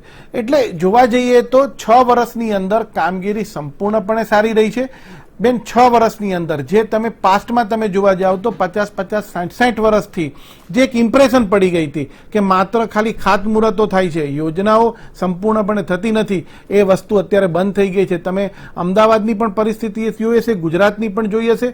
બીજું કે તમે યોજનાઓ જોઈ હશે કે જે અત્યારે રોડ હોય, માર્ગ મકાન હોય, કોઈ પણ હોય, અત્યારે ધારો કે ઉજ્જવલા યોજના છે તો પ્રજા સુધી પહોંચે છે. ખેડૂતોને રાહત પેકેજ, ખેડૂતના એકાઉન્ટની અંદર જે રૂપિયા છે તો એ પણ ડાયરેક્ટ એના એકાઉન્ટમાં પહોંચે છે. તો આ લાભ આ યોજનાઓનો છે, આ ઇમ્પ્લિમેન્ટેશન જ કહી શકીએ છીએ આપણે સ્પષ્ટપણે. એટલે ઇમ્પ્લિમેન્ટેશન ઇટ્સ અ તમે માનો પ્રોસેસ. છો કે આ બજેટ ખેડૂત લક્ષી બજેટ છે? ખેડૂતો જે રીતે 100% તમે જુઓ 75,000 કરોડની આખી એને કરવામાં આવી છે. દર વખતે તમે જોજો કે ભારતીય જનતા પાર્ટી કે એનડીએની સરકાર જ્યારથી આવી છે ત્યારથી ડબલ કે ટ્રબલ કોંગ્રેસ યુપીએની જે સરકાર હતી સ્વીકારતા નથી કે આ બજેટમાં તેમને લાભ થશે એવું. કૃષિ અત્યારે ધારો કે છે, હું એ જ વસ્તુ કહું છું કે કૃષિ ધારો કે જીએસટી હતું ત્યારે પણ એમ કહેવામાં આવ્યું હતું કે ભવિષ્યની અંદર આ દેશને ખાડા તરફ લઈ જશે. નોટબંધી વાળી વાતચીત આવી ત્યાં પણ આ વસ્તુ થઈ. આ તમામ વસ્તુ બુમરેક થઈ. આજે ધારો કે આપણી સામે જે પ્રશ્ન ઉભો રહ્યો છે કૃષિ વિધેયકનો છે, કૃષિ કાયદાનો છે, જે કૃષિ ને કનેક્ટેડ જે કંઈ છે ઉદ્યોગો એને અપ કરવા માટેની છે, ફ્યુચર પ્લાન આખો છે એના માટેનો. ત્યારે વિરોધ પક્ષ દ્વારા કે અન્ય પક્ષો દ્વારા એક એવી બુમરાંગ પાડવામાં આવે છે કે સંપૂર્ણપણે આ દેશ વિરોધી કાયદો છે, ખેડૂત વિરોધી કાયદો છે. એટલે ગુમરાહ કરતા કાયદાઓ છે એવું બતાવવામાં આવે છે. હું મેં પહેલા પણ એક વસ્તુ કીધી કે વિરોધ પક્ષની એક ભૂમિકા એ હોય છે કે જ્યાં સરકારની ભૂલ હોય ત્યાં એ લોકો ધ્યાન દોરી શકે છે, પરંતુ જ્યાં સાચી વસ્તુ હોય ત્યાં પણ પ્રજાને સાચી વસ્તુ પહોંચાડવી જોઈએ, એ પણ એક વિરોધ પક્ષની ફરજ અને જવાબદારીમાં આવે છે. પરંતુ છેલ્લા 6-7 વર્ષથી માત્ર ને માત્ર નાસીપાસ થયેલો વિરોધ પક્ષ ક્યારે પણ પોઝિટિવ એંગલથી પ્રજા સમક્ષ જતો નથી. આ ખરેખર દેશ માટે શરમજનક કહી શકીએ બેન. જી, તો ખાસ ભાજપ નેતાનું એવું કહેવું છે કે જે બજેટ છે તે આવનારા સમયને લક્ષીને તૈયાર કરવામાં આવ્યું છે, કે આવનારા સમયમાં જરૂરથી આની અસર જોવા મળશે. અને વિપક્ષનું કહેવું છે કે આ બજેટ નિરાશાજનક છે, જેમાં તમામ પક્ષોને આવરી લેવામાં આવ્યા છે, ત્યાં કોઈ પણ લાભ ભવિષ્યમાં આ બજેટનો નહીં થાય. હાલ સમય થયો છે એક બ્રેકનો. આ ચર્ચાને આપણે આમ જ યથાવત રાખીશું, પરંતુ હાલ લઈશું એક બ્રેક.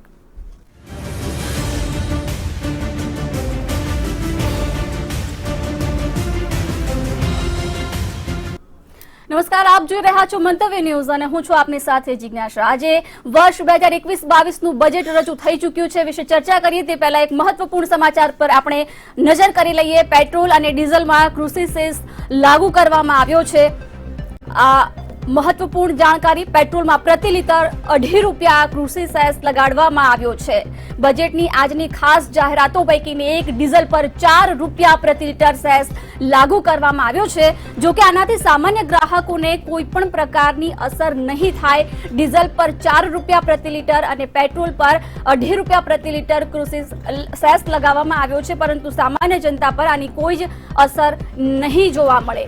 આજે વર્ષ 2021-22નું બજેટ રજૂ થઈ ચૂક્યું છે. બજેટમાં અલગ અલગ ક્ષેત્રો માટે અલગ અલગ જાહેરાતો, જેમાંની આ એક ડીઝલ પર 4 રૂપિયા પ્રતિ લિટર સેસ લાગુ કરવામાં આવ્યો છે. સામાન્ય ગ્રાહકોને આનાથી કોઈ પણ પ્રકારની અસર નહીં વર્તાય. પેટ્રોલ પર 2.5 રૂપિયા પ્રતિ લિટર સેસ લાગુ કરવામાં આવ્યો છે. નાણાપ્રધાન નિર્મલા સીતારમણે આજે વર્ષ 2021-22નું બજેટ રજૂ કર્યું છે અને આ દરમિયાન ઘણી બધી જાહેરાતો થઈ છે. સામાન્ય જનતાને ઘણી બધી અપેક્ષાઓ હતી. જો કે 2020નું વર્ષ ઘણું જ કપરું રહ્યું અને એ દરમિયાન આ બજેટથી આશા અપેક્ષાઓ પણ લોકોની ઘણી હતી. આજે બજેટ રજૂ થઈ ચૂક્યું છે. શું આશા અપેક્ષાઓ ખરી નીવડી છે? કારણ કે અમલીકરણ કેટલું થાય છે એ સૌથી મોટો સવાલ હોય છે. અને એ તમામની વચ્ચે પેટ્રોલ અને ડીઝલ પર કૃષિ સેસ લાગુ કરાયો છે. પેટ્રોલ પર 2.5 રૂપિયા પ્રતિ લિટર અને ડીઝલ પર ₹4 પ્રતિ લીટર સેસ લગાડવામાં આવ્યો છે.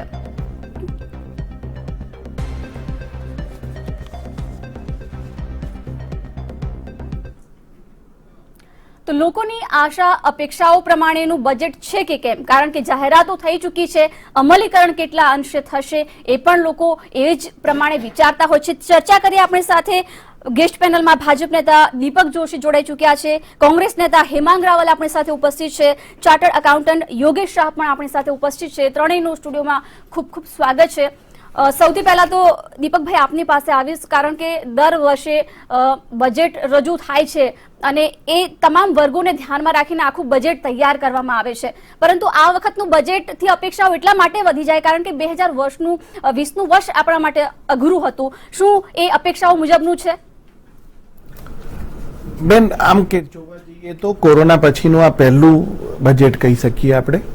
ગયા વર્ષને આ વર્ષને બેવને સાથે રાખીને જ આ બજેટ તૈયાર કરવું પડે, કારણ કે ગયા વર્ષે જે બજેટ 1 ફેબ્રુઆરીએ જે આપવામાં આવ્યું હતું અને આજે આ 1 ફેબ્રુઆરીએ આપવામાં આવ્યું છે, પણ એ વચ્ચેના ગાળાની અંદર બીજા ઇન્ટ્રીમ 5 બજેટ મિની બજેટો આપવામાં આવ્યા છે.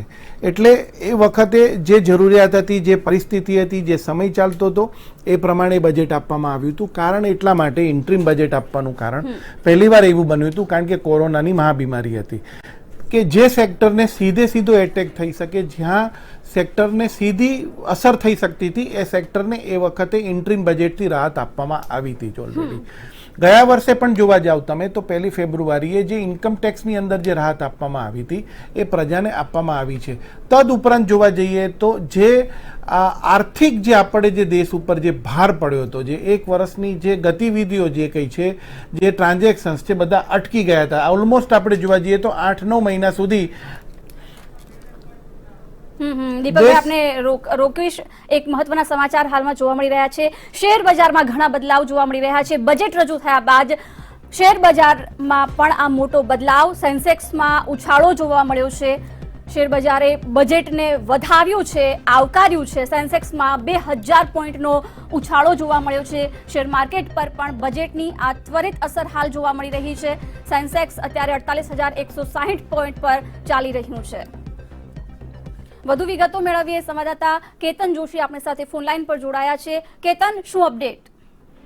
જિજ્ઞાસા, સૌથી મોટી સલામી શેર બજારે બજેટને આપી છે અને 1 જૂન 2020 પછી નિફ્ટીમાં સૌથી મોટો ઉછાળો જોવા મળ્યો છે. તો બીજી તરફ સેન્સેક્સની જો વાત કરીએ તો એ પણ 2000 જેટલા પોઈન્ટનો ઉછાળો નોંધાયો છે.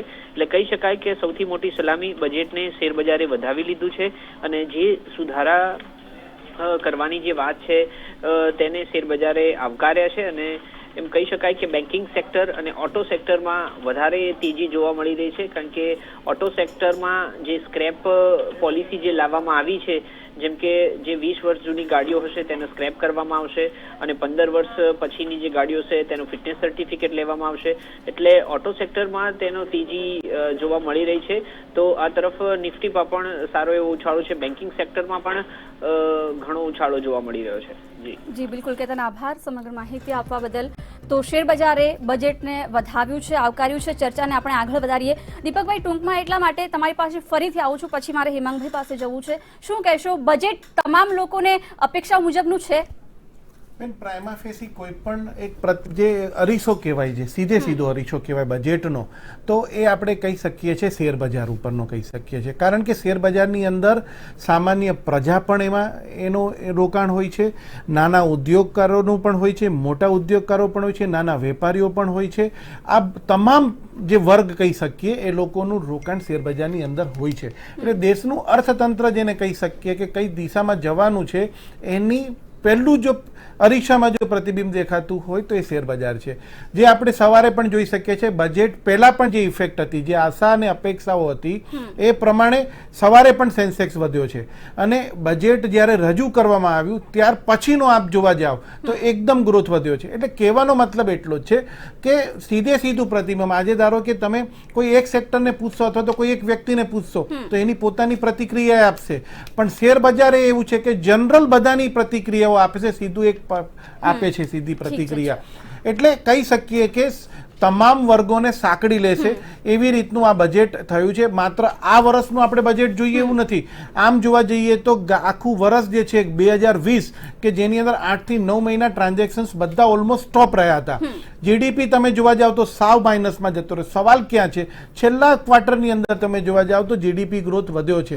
તો કહેવાનો મતલબ એવો છે કે 2020-21 અને 21-22 બેવને કનેક્ટેડ રાખીને તમે જોવા જશો તો average wise it will go એકદમ થશે. હા, ચલો હેમાંગભાઈ, એટલે આપણને જે નુકસાન થયું છે વર્ષ 2000 સામાન્ય નાગરિકથી લઈને મોટામાં મોટા નાગરિકની વાત કરીએ, એમાંથી આપણે બહાર આવી શકીશું, ઉભરી શકીશું? આ બજેટ એવું છે?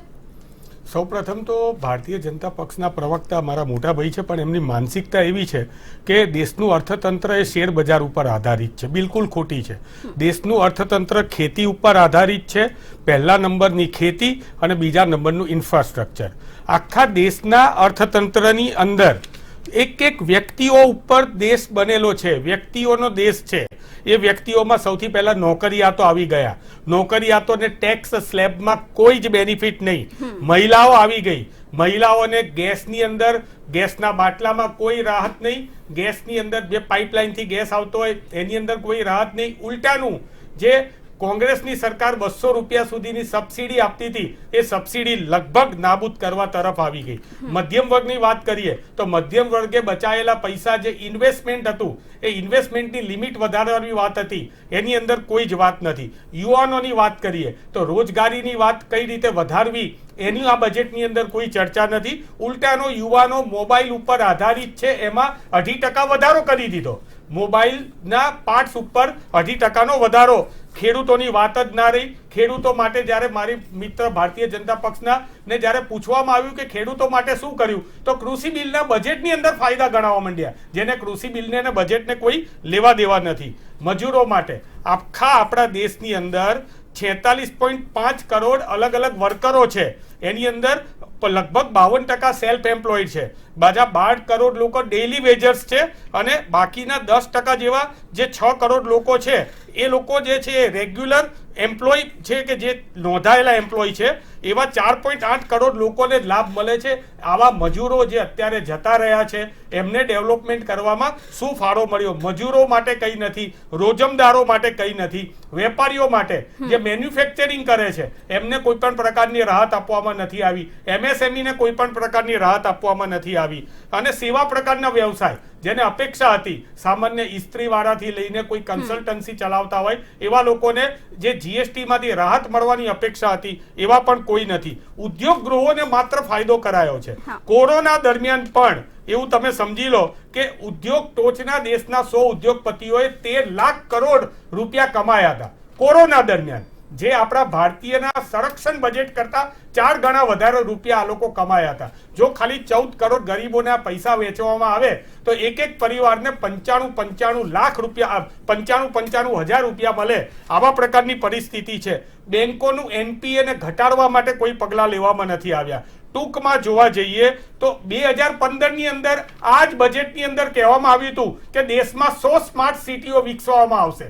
આજે 2020 થયું, કોઈ સ્માર્ટ સિટી વિકસાવવામાં નથી આવ્યા. 2015માં અચ્છે દિન આએંગે અને 2 કરોડ નોકરીઓનો વાયદો આપવામાં આવેલો હતો, એની કોઈ વાત નથી થઈ. ઉલટાના 12 કરોડ નોકરીઓ એ કોરોના કાળ દરમિયાન જતી રહી અને દેશની અંદર કોરોના કાળ પહેલા પણ 45 વર્ષની અંદર સૌથી વધારે નીચો બેરોજગારીનો દર હતો. એટલે કોઈ પણ પ્રકારની પોલિસી, જો ઓટોમોબાઈલ ઇન્ડસ્ટ્રી આગળ વધતી હોય તો એ સ્ક્રેપ પોલિસીના લીધે. સ્ક્રેપ પોલિસીનો મતલબ શું કે તમારા ઘેર જૂના વાહનો છે એ તમારે ગવર્મેન્ટને આપી દેવા પડશે, સ્ક્રેપ કરાવવા પડશે અને મધ્યમ વર્ગના લોકોને નવા વાહનો ખરીદવાનો બોજો પડશે.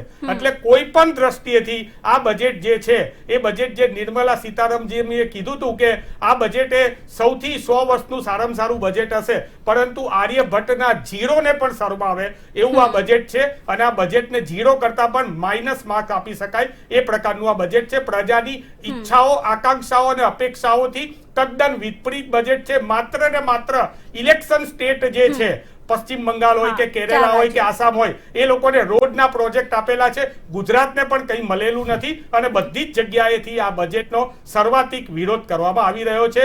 માત્ર શેર બજારને 2000 પોઈન્ટ આગળ વધવાથી આ બજેટ સારું છે એવું કદાપી ના કહી હા શકાય. એટલે યોગેશભાઈ, સમય એવો છે, સ્થિતિ એવી છે કે લોકોને અત્યારે તાત્કાલિક અસરથી રાહત જોઈએ છે. તમામ લોકો પરેશાન છે. એટલે આ બજેટથી શું લોકોને ત્વરિત ફાયદો થઈ શકે એવી યોજનાઓ છે? તમે જો બજેટનો અભ્યાસ કર્યો હોય તો મોટાભાગની યોજનાઓ 3 થી 5 વર્ષ વાળી આવી છે, એટલે ટૂંકા ગાળામાં કહેવાય એવું કશું દેખાતું નથી.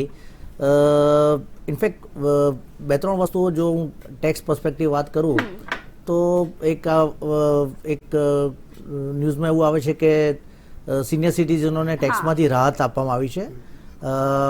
લેટ મી ક્લેરિફાય કે રાહત શું છે કે એમણે રિટર્ન નહીં ફાઇલ કરવું. રિટર્ન ના ફાઇલ કરવું એને એટલી મોટી રાહત ના ગણી શકાય, કારણ કે એને એન્યુઇટી અને ઇન્ટરેસ્ટ એ 2 ઇન્કમ હોય તો એમને રિટર્ન ફાઇલ નહીં કરવું એવી જાહેરાત કરી છે.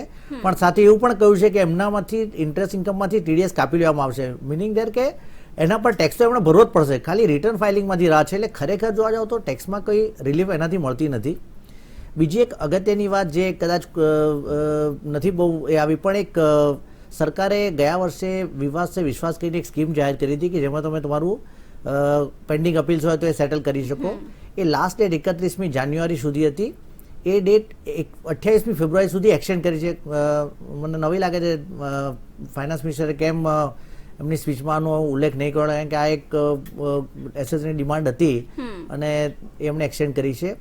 એક જો હું એવું માનું છું કે સરકાર અત્યારે એક તમે જુઓ છેલ્લા જેટલા વર્ષો તો મેક ઇન ઇન્ડિયા પર બહુ જ બધું ફોકસ કરવામાં આવે છે. મને આશા હતી કે મેક ઇન ઇન્ડિયાના કોન્ટેક્સમાં ઇન્ડસ્ટ્રીયલ હાઉસીસને એ લોકો કંઈક ઇન્વેસ્ટમેન્ટ અલાઉન્સ જેવું કંઈક પ્રોવાઈડ કરશે. એકચ્યુઅલી ઘણી બધી ઇન્ડસ્ટ્રીઝ જે ચાઇનામાં સેટલ થયેલી છે એ લોકો ચાઇનાથી મૂવ થવાનું એટેમ્પ ચાલી રહ્યા છે અને ભારત સરકાર પણ ઘણા પ્રયત્ન કરી રહી છે કે એમને ઇન્ડિયામાં લાવે.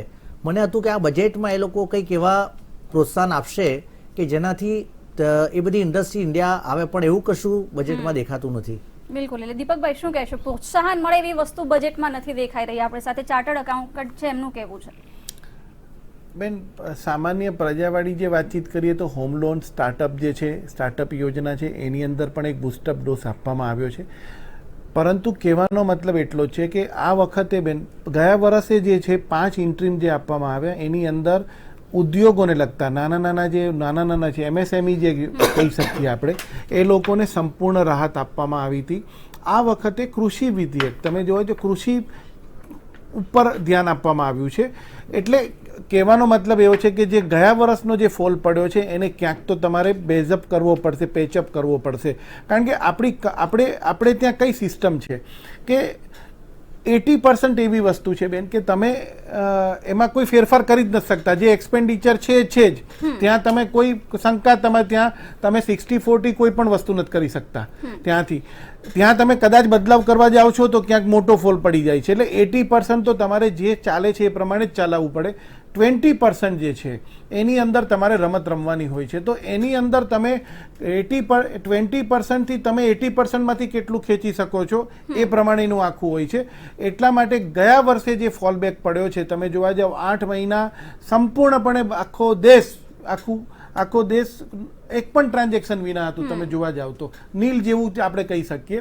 અને સામે આપવું પડે એવું હતું પ્રજાને. જે કંઈ પ્રોબ્લેમ્સ ઊભા થયા હતા, જે સેક્ટર્સ ઉદ્યોગ બધા સેક્ટર્સમાં થયા હતા, ત્યાં રાહતો આપવી પડી હતી. એ અત્યારે ક્યાંક ને ક્યાંક અપ કરવાનું, અથવા તો બીજી એક વસ્તુ છે કે જ્યાં હજી પણ એવું સેક્ટર છે કે જેને નીચે રહેલું છે એને અપ કરવા માટેની આખી આ બજેટ કર્યું છે. જે હું તમને કહું કે આની ઇફેક્ટ આપણને 6 મહિના પછી કે આવતા વર્ષે આપણે જોઈ શકીશું કે આની ઇફેક્ટ કેટલી સારી છે. અધરવાઇઝ એકને એક વસ્તુ તમે આપશો, એક જ ઉદ્યોગોને તમે આપશો, એક જ સેક્ટરને તમે આપવાનો પ્રયત્ન કરશો તો ત્યાં એક પડી ભાંગશે. અને હેમાંગભાઈએ જે વાતચીત કરી, મેં મારા કોઈ એવા સ્ટેટમેન્ટ્સ નહોતા કે શેર બજાર ઉપર આખું તંત્ર હોય છે. શેર બજાર એક અરીસો છે, તમે સમજી શકો છો કે સીધી તમને કોઈ ઇફેક્ટ દેખાતી હોય તો ત્યાં દેખાતી હોય છે, કે એ સીધું પ્રતિબિંબ બતાવે છે તમને. તો એ રીતનું છે કે કારણ કે સામાન્ય પ્રજા પણ, સામાન્ય માણસ પણ, નાનો ઉદ્યોગકાર પણ, નાનો વેપારી પણ, એ બધાનું રોકાણ અથવા તો જે ટ્રાન્ઝેક્શન્સ થતા હોય છે પછી ત્યાં પોતે શેર બજારની અંદર રોકાણ કરતા હોય છે. તો એની ઇફેક્ટ જે છે એ આપણે આજે સવારથી જોઈ શકીએ છીએ, કારણ કે એ લોકો પણ સામે 2-3 વર્ષને સામે રાખીને કરતા હોય છે. સાહેબે કીધું એ પ્રમાણે યોજનાઓ 2-3 વર્ષની છે, જેથી કરીને એનો લાભ ધીરે ધીરે મળશે, ભવિષ્યની અંદર 100% મળશે. પણ એક આત્મનિર્ભર ભારત તરફ જઈ રહ્યું છે એવું કહી શકીએ, કારણ કે આજે આપણને એવું લાગી રહ્યું છે પ્રાઇમા ફેસી કે ટેક્સમાં રાહત નથી. ટેક્સમાં રાહત નથી એવું નથી બેન, જે ટેક્સમાં રાહત ગયા વર્ષે આપી હતી એને આ વખતે ચાલુ રાખી છે. એટલે રાહત નથી એ શબ્દ નથી, જે ગયા વખતે જે આપી હતી. પણ આપણી એક્સપેક્ટેશન દર વખતે કેવું હોય છે, આજે ધારો કે શેર બજાર કે કોઈ પણ માર્કેટ છે 21,000 ઉપર સેન્સેક્સ હોય તો 22,000 જ થવો જોઈએ, 23,000 થવો જોઈએ હંમેશા. એમ નહીં કે 19,000 થયો એટલે એમ સમજે કે ઓછું થઈ ગયું છે. પરંતુ તમે જોવા જાઓ, પણ સૌથી વર્ષો પહેલા જોવા જાઓ તો 5,000 જ હતો સેન્સેક્સ, પણ 5,000 નો અત્યારે કેટલો થયો છે એ તમે જોઈ શકો છો. એટલે આપણી જે આશાઓ જે છે દર વખતે વધતી જ હોય છે. ગયા વખતે જે ટેક્સની અંદર જે લાભ આપવામાં આવ્યા હતા એનાથી આ વખતે વધવા જોઈએ, નથી વધ્યા. જે છે એ સ્ટેટસ કો રાખ્યો છે. એટલે આપણે એમ ના કહી શકીએ કે ટેક્સની કોઈ રાહત આપી નથી. ઠીક છે, ચલો હેમાંગભાઈ, દરેક વર્ગને સંતોષવાનો પ્રયાસ થયો છે, થોડો લાંબો સમય લાગશે એવું સરકારનું કહેવું છે. આપ શું માનો છો, સૌથી ચર્ચાસ્પદ મુદ્દો ખેડૂતોનો, ખેડૂત આંદોલન જે બિલને લઈને છે, વિધેયકને લઈને છે, લાગી રહ્યું છે કે કઈ ફેર જોવા મળશે? બજેટની અંદર ખેડૂતો માટે થઈને કોઈ પણ જે મિનિમમ ટેકાના ભાવ હોય, અત્યારે રવિ પાક છે જે ખેડૂતોએ વાવેલો છે, અને ખાસ કરીને રવિ પાકની અંદર જીરું છે, ડાંગર છે, ઘઉં છે, આ બધા જ્યારે બહાર આવશે ત્યારે ટેકાના ભાવોની કોઈ જ વાતો કે મિનિમમ ગેરંટી ભાવ આપવાની કોઈ વાતો નથી થઈ. કૃષિ બિલની ચર્ચા તો ઘણી બધી જગ્યાએ થઈ ગયેલી છે કે કૃષિ બિલની અંદર ખાસ કરીને જે વિરોધ છે એ કોન્ટ્રાક્ટ ફાર્મિંગનો છે, કે કોન્ટ્રાક્ટ ફાર્મિંગની અંદર મોટી મોટી કંપનીઓ એ ખેડૂતો જોડે આવીને કોન્ટ્રાક્ટ કરશે અને એમના ખેતરની અંદર ક્વોલિટી સાથેનો કોન્ટ્રાક્ટ કરશે. એટલે કે આ ક્વોલિટીની વસ્તુ નહીં મળે તો અમે તમારી જોડે આ વસ્તુ નહીં લઈએ. એટલે ખેડૂતો બે બાજુ આવું ભૂતકાળમાં થઈ ચૂકેલું છે. મધ્યપ્રદેશ અને પંજાબની અંદર કેટલીક જગ્યાએ કોન્ટ્રાક્ટ ફાર્મિંગ કોન્ટ્રાક્ટ કરવામાં આવ્યા હતા, જેની અંદર એવા પ્રકારની થયું કે ભાઈ બટેકાનો ભાવ હતો એ બટેકાનો ભાવ બજાર કરતા વધારે થઈ ગયો. એટલે કે ખેડૂતોને 200 રૂપિયે ક્વિન્ટલ બટેકા વેચવાના હતા બજારમાં, પરંતુ કોન્ટ્રાક્ટની અંદર 100 રૂપિયા લખેલા હતા, તો કંપનીઓએ 100 રૂપિયામાં બટેકા ખરીદી લીધા. અને એના જ બીજા વર્ષે એવું થયું કે બજારની અંદર બટેકાનો ભાવ જે છે એ 90 રૂપિયા થઈ ગયો, ખેડૂતો જોડે 100 રૂપિયાનો સોદો કરેલો હતો.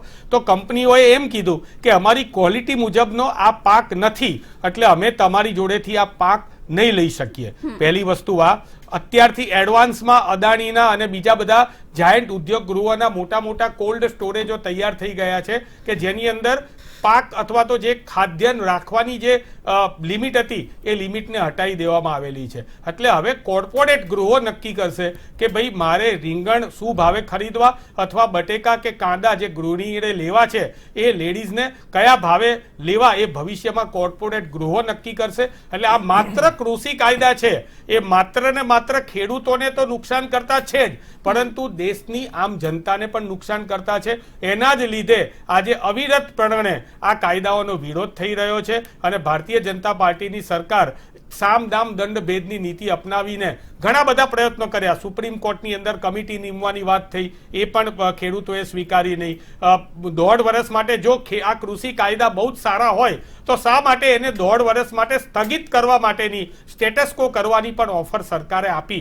કારણ કે સરકારને પણ ખબર છે કે આ કાયદાઓની અંદર મંડીની વ્યવસ્થા છે કે એપીએમસીની વ્યવસ્થા છે, એ વ્યવસ્થા બિલકુલ ખલાસ થઈ જશે. અત્યારે અમદાવાદ એપીએમસીની બહાર એક પ્રાઇવેટ કંપનીની અમદાવાદની એપીએમસી બની જાય અને અમદાવાદ એપીએમસીના ભાવના ટેકાના ભાવો આપેલા ના હોય અને બહાર મોંઘા ભાવે એ લોકો ખરીદવા માંડે તો 3 વર્ષની અંદર અમદાવાદની એપીએમસીનો આખો કારોબાર જે ખેડૂતો દ્વારા ચલાવવામાં આવે છે એ ઠપ્પ થઈ જાય અને ત્યારબાદ આ કંપનીઓ જે છે એ પોતાની મનમાની કરી શકે. ખેડૂતો માટે થઈને આ તો મનમોહન સિંહની સરકાર હતી જેને એક જ ઝાટકે ખેડૂતોના બધા જ દેવા માફી કરી દીધા હતા. અત્યારે જે પરિસ્થિતિ છે, જે બજેટની પરિસ્થિતિ છે, એ બજેટની વાત કરીએ તો ખેડૂતો, જે મેં અગાઉ કીધું એમ, ખેડૂતો, મહિલાઓ, મધ્યમ વર્ગ, સામાન્ય વર્ગ, વેપારી, મજૂરો, કોઈ પણ પ્રકારના વ્યક્તિઓને આ બજેટનો સીધો ફાયદો થતો નથી. અમેરિકા જેવા દેશોમાં અથવા બીજા દેશોની અંદર સીધું ત્યાંના નાગરિકોના પોકેટમાં સીધા પૈસા આપવામાં આવે છે. અહીંયા તો એવું થયું કે ઇમ્પ્લિમેન્ટેશનની વાત કરીએ તો હું ગુજરાતનું એક નાનકડું એવું, મેં તમને અગાઉ પણ કીધું કે 2015ની અંદર 100 સ્માર્ટ સિટી બનાવવાની વાત હતી. ક્યાં ગયા ઇમ્પ્લિમેન્ટેશન? એનું કોઈ ઇમ્પ્લિમેન્ટેશન હજી સુધી થયેલું નથી. એટલે લાંબા ગાળાની વાતો છે એ પણ જો અત્યારે તમે એવું કહેતા હોય કે 3 વર્ષ પછી આવું થશે તો એવા પ્રકારની વાતો જે છે એનેથી આ તો કેન્સરના દર્દીને ઓપરેશન કરવાના બદલે નાનકડી એવી એન્ટીબાયોટિક દવા આપી છે કે જે દવાનું કોઈ જાતની, આ તો એક પ્રકારની ગોળી છે. તમને એક એક્ઝામ્પલ આપું. ગુજરાત સરકારે 250 કરોડનું એક બજેટ, જે કેન્દ્ર સરકારના પૈસા હતા અને જે મજૂરોના, શ્રમિકોના ખાતામાં 1,000 રૂપિયા જમા કરાવવાના હતા. આ 250 કરોડનું પેકેજનું એલાન કર્યું હતું. આ 250 કરોડમાંથી ઇમ્પ્લિમેન્ટેશન માત્ર 92.5 કરોડનું, 15 કરોડનું થયું. એટલે કે 157.85 કરોડ હજી સુધી વપરાયા વિનાના પડ્યા રહ્યા છે. જ્યાં સુધી બજારમાં કોંગ્રેસ, ભાજપ બધું જ છોડી દો, પણ હું દેશ માટેની વાત કરું છું, જ્યાં સુધી બજારની અંદર પૈસો ફરતો નહીં થાય, આ ડિજિટલ ટ્રાન્ઝેક્શન છે એ 1-2 વર્ષ માટે, હું તો કહું છું અત્યારે બહુ મજબૂતાઈથી કહી રહ્યો છું, પૈસો ફરતો નહીં થાય જ્યાં સુધી બજારમાં, ત્યાં સુધી દેશની અર્થવ્યવસ્થા સુધરશે નહીં. અને આ પૈસો ફરતો કરવા માટે થઈને સામાન્ય વર્ગને અને મધ્યમ વર્ગને પૈસા આપવા પડશે અને એ લોકોની ખરીદ શક્તિ વધારવી પડશે. અને ખરીદ શક્તિ ત્યારે જ વધશે જ્યારે મોંઘવારી ઘટશે. બિલકુલ. હા, એટલે યોગેશભાઈ, જેમ આપણે લોકોની આશા અપેક્ષાઓની વાત કરીએ એ પ્રમાણે કોરોનાને કારણે ક્યાંક સરકારને પણ ફટકો પડ્યો છે. સરકારની તિજોરીમાં પણ આવક ઘટી છે, જીએસટી કલેક્શન ઘટ્યું હતું. એટલે એમાં હવે કઈ રીતે સુધારો લાવી શકાય? કોરોના લીધે સરકારની આવકમાં ઘટાડો થયો છે, પણ કદાચ આપણે છેલ્લા 2-3 મહિનાના જો ન્યૂઝ જોઈએ તો જીએસટીની આવક છેલ્લા 3 મહિનાથી, એટલીસ્ટ 4 મહિનાથી 1 લાખ કરોડ ઉપરથી એનાથી વધારે આવી રહી છે. ઇનફેક્ટ છેલ્લા રિપોર્ટ પ્રમાણે તો 1.25 કરોડ જેવી ઇન્કમ આવી છે જીએસટીની. સો ઇન્ડસ્ટ્રી થોડીક રિકવર પર થઈ રહી છે અને કદાચ શેર બજાર એનું રિફ્લેક્શન બી છે. તમે જો છેલ્લા મહિનાથી જુઓ શેર બજાર કે જે 50,000ની ટોચે પહોંચ્યું હતું, તો એનું એક કારણ ઇન્ડસ્ટ્રીની રિકવરી પણ છે. મારા પ્રમાણે સરકારનો જે, એટલે આ પ્રેઝન્ટ બજેટની વાત કરીએ તો સરકાર બહુ જ પેલા કહે ને કે એવા ડિફિકલ્ટ રસ્તા પર ચાલી રહી છે કે એક બાજુ એણે નાણાં વધારવાના છે, બીજી બાજુ રિલીફ આપવાની છે.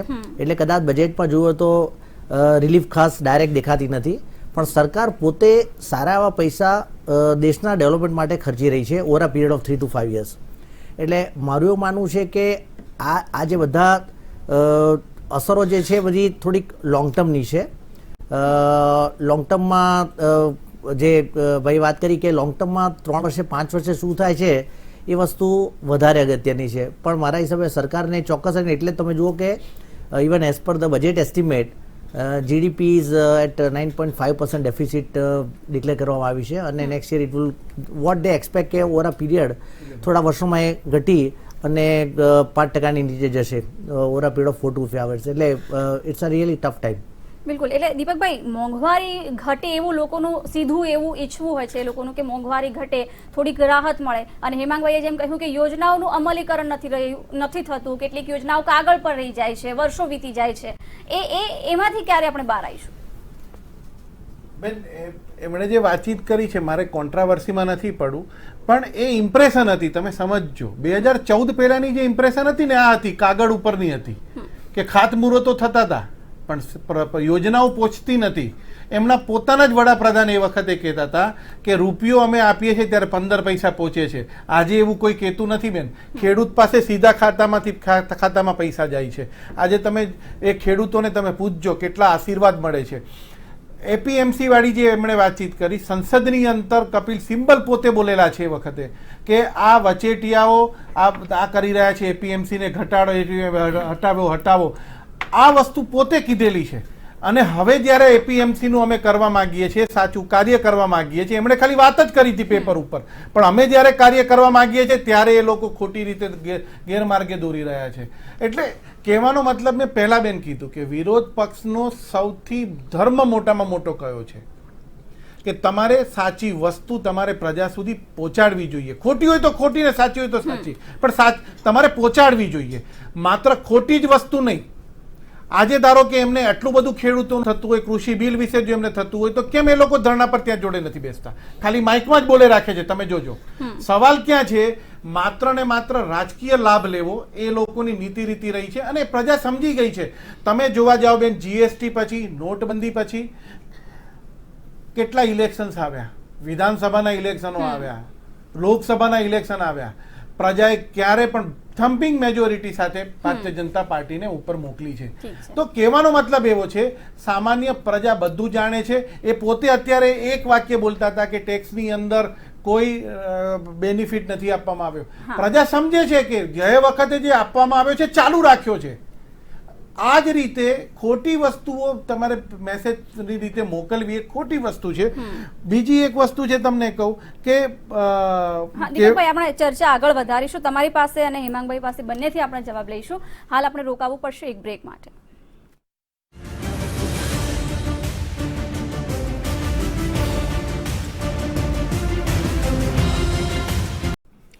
બ્રેક બાદ આપનું સ્વાગત છે. આજે બજેટ રજૂ થઈ ચૂક્યું છે અને બજેટને લઈને અલગ અલગ જગ્યાએથી પ્રતિસાદ પણ સામે આવી રહ્યા છે. શેર માર્કેટની આપણે વાત કરીએ તો બજેટને શેરબજારે વધાવ્યું છે, આવકાર્યું છે. શેરબજારમાં પણ ઉછાળો જોવા મળ્યો છે. સેન્સેક્સમાં 2000 પોઈન્ટનો ઉછાળો જોવા મળ્યો છે. બજેટ રજૂ થયા બાદ સેન્સેક્સ અત્યારે 48,160 પોઈન્ટ પર ચાલી રહ્યું છે.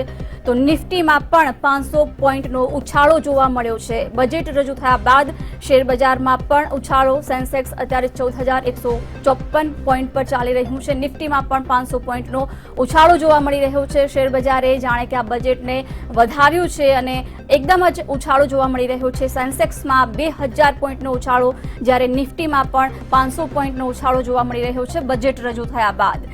સેન્સેક્સ અત્યારે 48,160 પર ચાલી રહ્યું છે. નિફ્ટીમાં 500 પોઈન્ટનો ઉછાળો જોવા મળ્યો છે.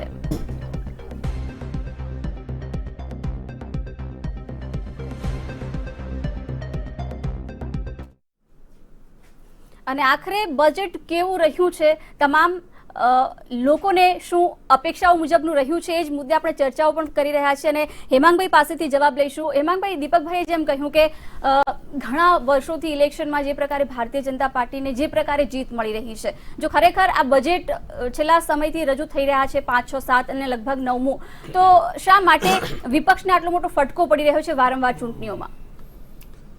જો એનો મતલબ એ થયો કે કોઈ પણ વસ્તુ ભારતીય જનતા પાર્ટી દેશ માટે નથી વિચારતી, ચૂંટણી લક્ષી જ વિચારે છે. બજેટની અંદર પણ એ સાબિત થયું ને તમારી હેડલાઇન પણ કહે છે કે રાજ્યોને, જે રાજ્યોમાં ચૂંટણી છે એ રાજ્યોની અંદર હાઈવેના કોરિડોર, એ રાજ્યોની અંદર મેટ્રો આપવામાં આવી છે. ભૂતકાળની અંદર માનનીય વડાપ્રધાન બિહારમાં ચૂંટણી હતી ત્યારે બિહારના દરેક નાગરિકોને એ મફત રસી આપવામાં આવશે એવી વાત કરવામાં આવી હતી. બંગાળમાં ચૂંટણી હશે ત્યારે પણ આ પ્રકારની વસ્તુ, અત્યારે જે બજેટને પણ ચૂંટણીની સાથે સાંકળવું એ બહુ મોટી એક ભૂલ ભરેલી વાત છે.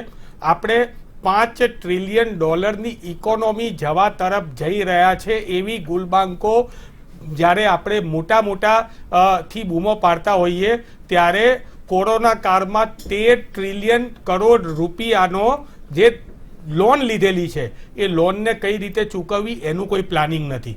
આજે જ આપણે વિશ્વની અંદર એક હાઈકોર્ટે અહીંયા જે ચુકાદો આપ્યો તો સુપ્રીમ કોર્ટે, પાછી ત્યારબાદ જ્યારે વિશ્વની અંદર વર્લ્ડની કોર્ટની અંદર આર્બિટ્રેટરીની અંદર એક કંપનીએ આપણી સામે કેસ કર્યો તો આપણા દેશને $1.4 કરોડ જેટલા રૂપિયા ભરવાના આવ્યા છે એ ઓઇલ કંપનીને, જેની અંદર દેશની વિદેશમાં રહેલી અકસ્માતીઓ પણ વેચવી પડે.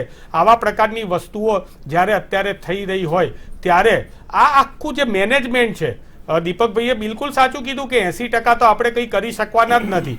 ભલે 80% ના કરીએ, પણ જ્યાં 20%નું મેનેજમેન્ટ છે એ તો પ્રોપર કરવું જોઈએ ને. 20 લાખ કરોડ રૂપિયા, અંડરલાઈન કરું છું, 20 લાખ કરોડ રૂપિયા એ પેટ્રોલની અંદર જે આંતરરાષ્ટ્રીય ભાવ છે એ પ્રમાણે જો અત્યારે આપણે પેટ્રોલ 25 થી 30 રૂપિયે મળી શકે, એ જ પ્રમાણે જ્યારે $150 પ્રતિ બેરલ ભાવ હતું મનમોહન સિંહની જે સરકારની અંદર, ત્યારે મેક્સિમમ 60-65 રૂપિયા જ્યારે પેટ્રોલના થયા હોય, ત્યારે અત્યારે તો $35-40 પ્રતિ બેરલ ભાવ છે. ત્યારે આ બધા જ પૈસા 20 લાખ કરોડ જેટલા રૂપિયાનો ક્યાં ઉપયોગ થઈ રહ્યો છે?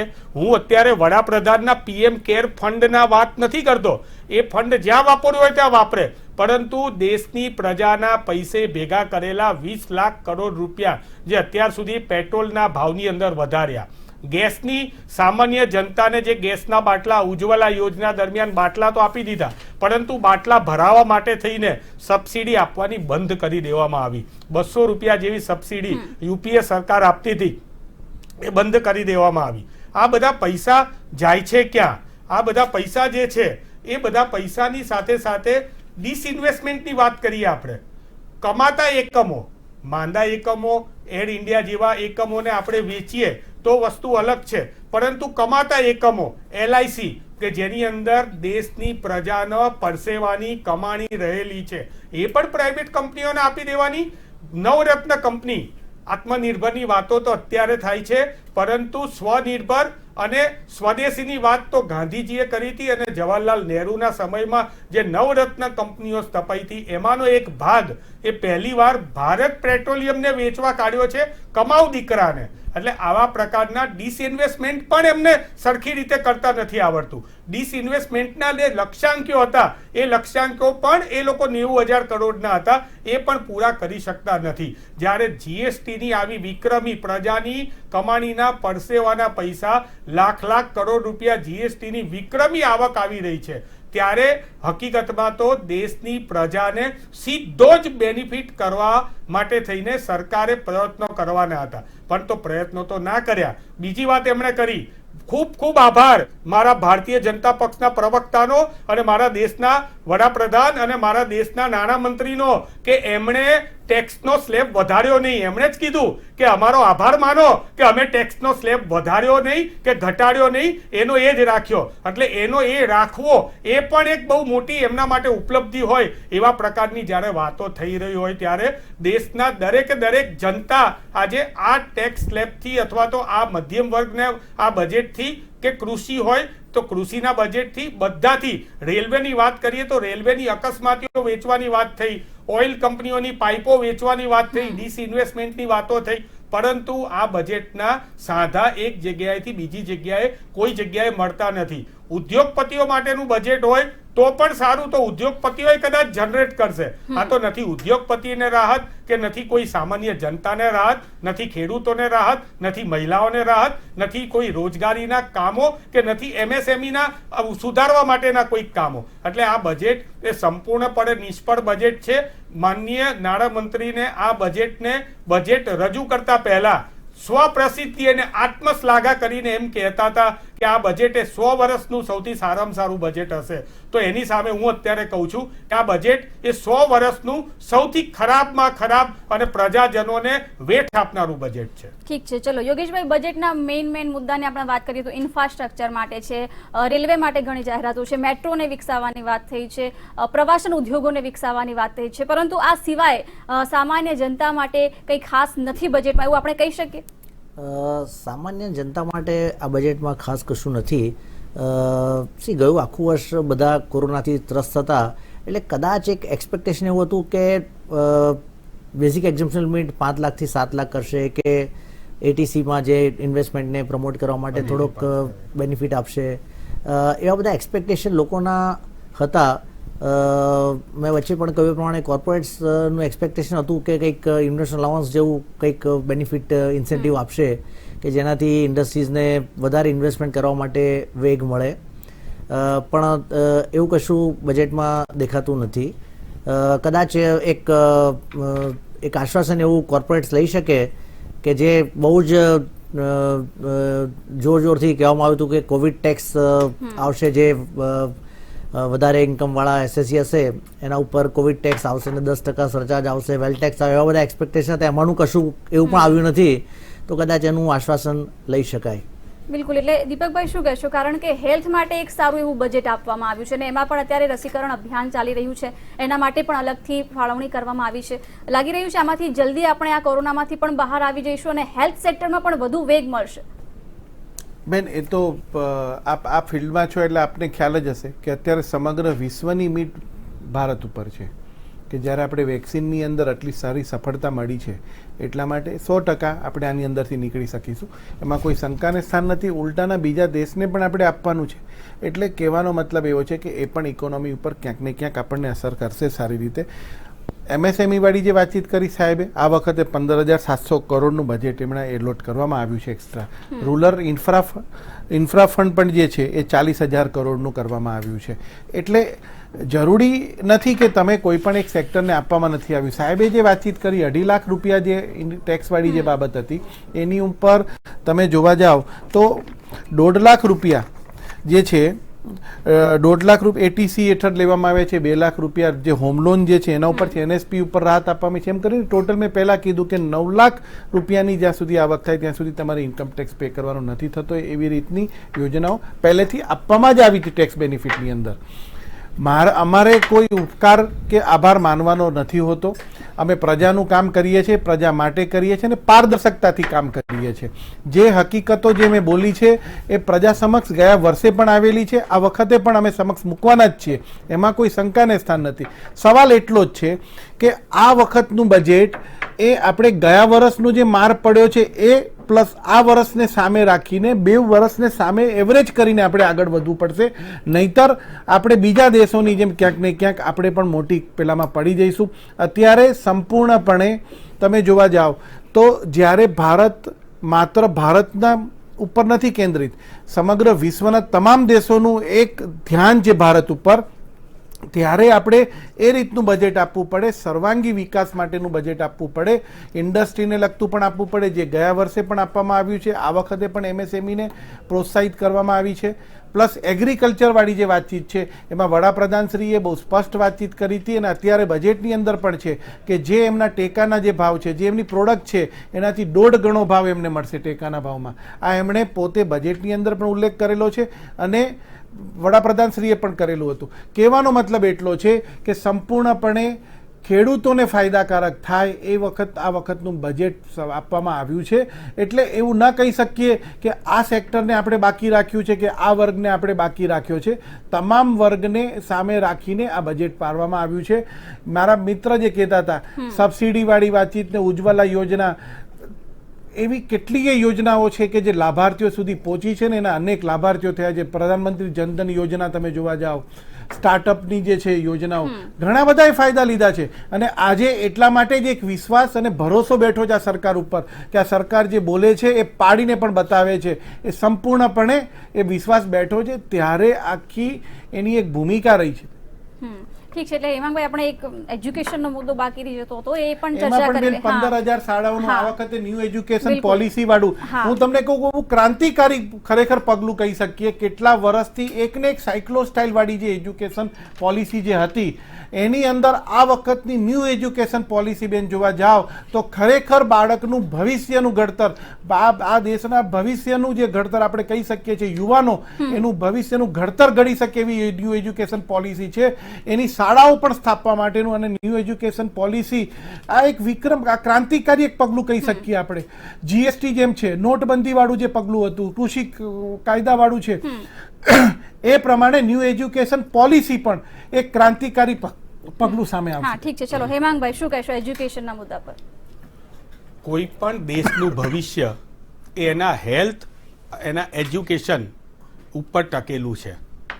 હેલ્થ ક્ષેત્રની અંદર ભારતની સ્થિતિ 10,000 વ્યક્તિએ માત્ર 5 બેડ છે અત્યારે. હેલ્થની અંદર અત્યારે 4.5% જે બજેટ વપરાય છે એની સામે 8% વપરાવું જોઈએ. અને ખાસ શિક્ષણની વાત કરીએ તો ન્યૂ એજ્યુકેશન પોલિસીની અંદર 6% મારા મિત્ર દીપકભાઈ કદાચ 35 લાખ કરોડના 6% કરીને કહેશે કે શું એટલા રૂપિયા ન્યૂ એજ્યુકેશન પોલિસી અથવા તો શિક્ષણ માટે વાપરવામાં આવ્યા છે? જો આવ્યા હોય તો બહુ સારી વાત છે. મારી જોડે અત્યારે આંકડા ઉપલબ્ધ નથી એટલે હું નહીં કહી શકું, પરંતુ 6% એ બજેટના એની અંદર વાપરવામાં આવે એવું ન્યૂ એજ્યુકેશન પોલિસીમાં લખેલું છે.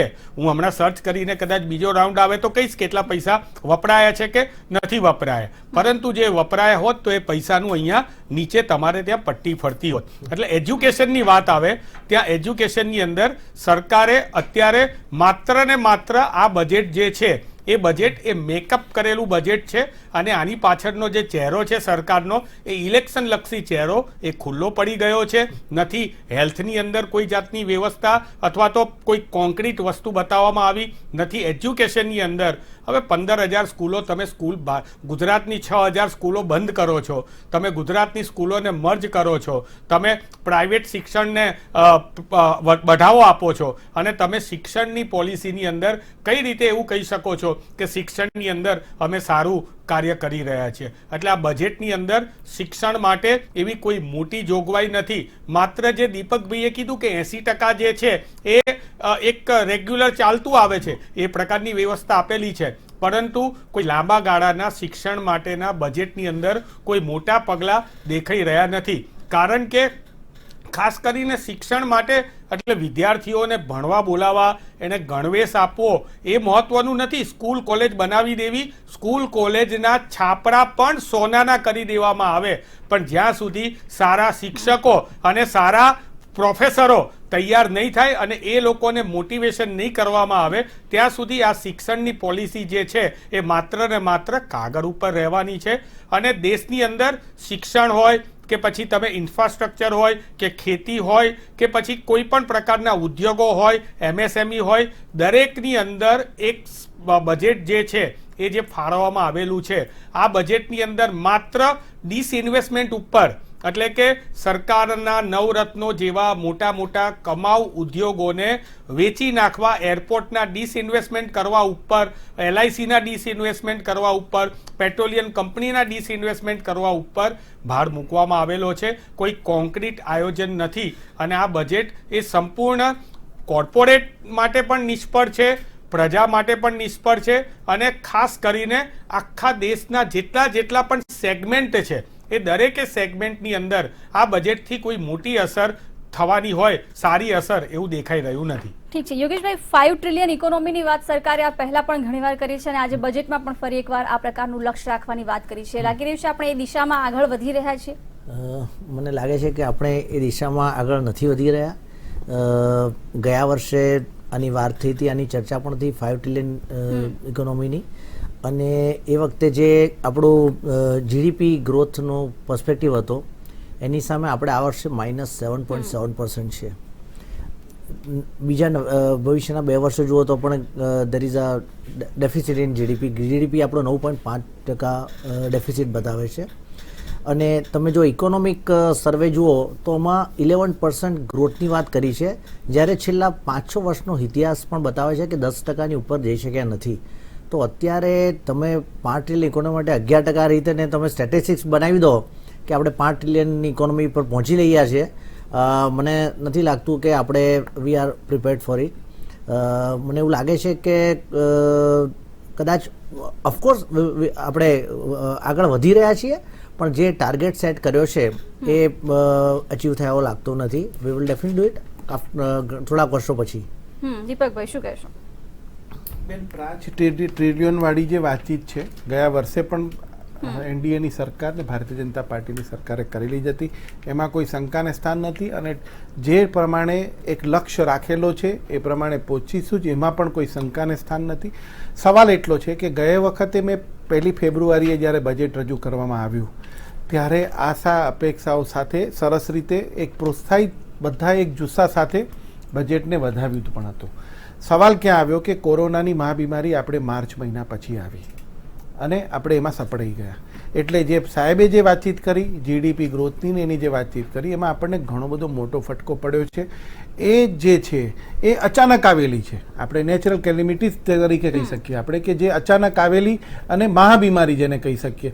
એમાં ભારત નહીં સમગ્ર વિશ્વની આર્થિક વ્યવસ્થાઓ અર્થવ્યવસ્થાઓ બધી બદલાઈ ગઈ હતી. એ લોકોના આંકડાઓ જે પોતે ધારેલા હતા એનાથી આખા ચેન્જ થઈ ગયા હતા.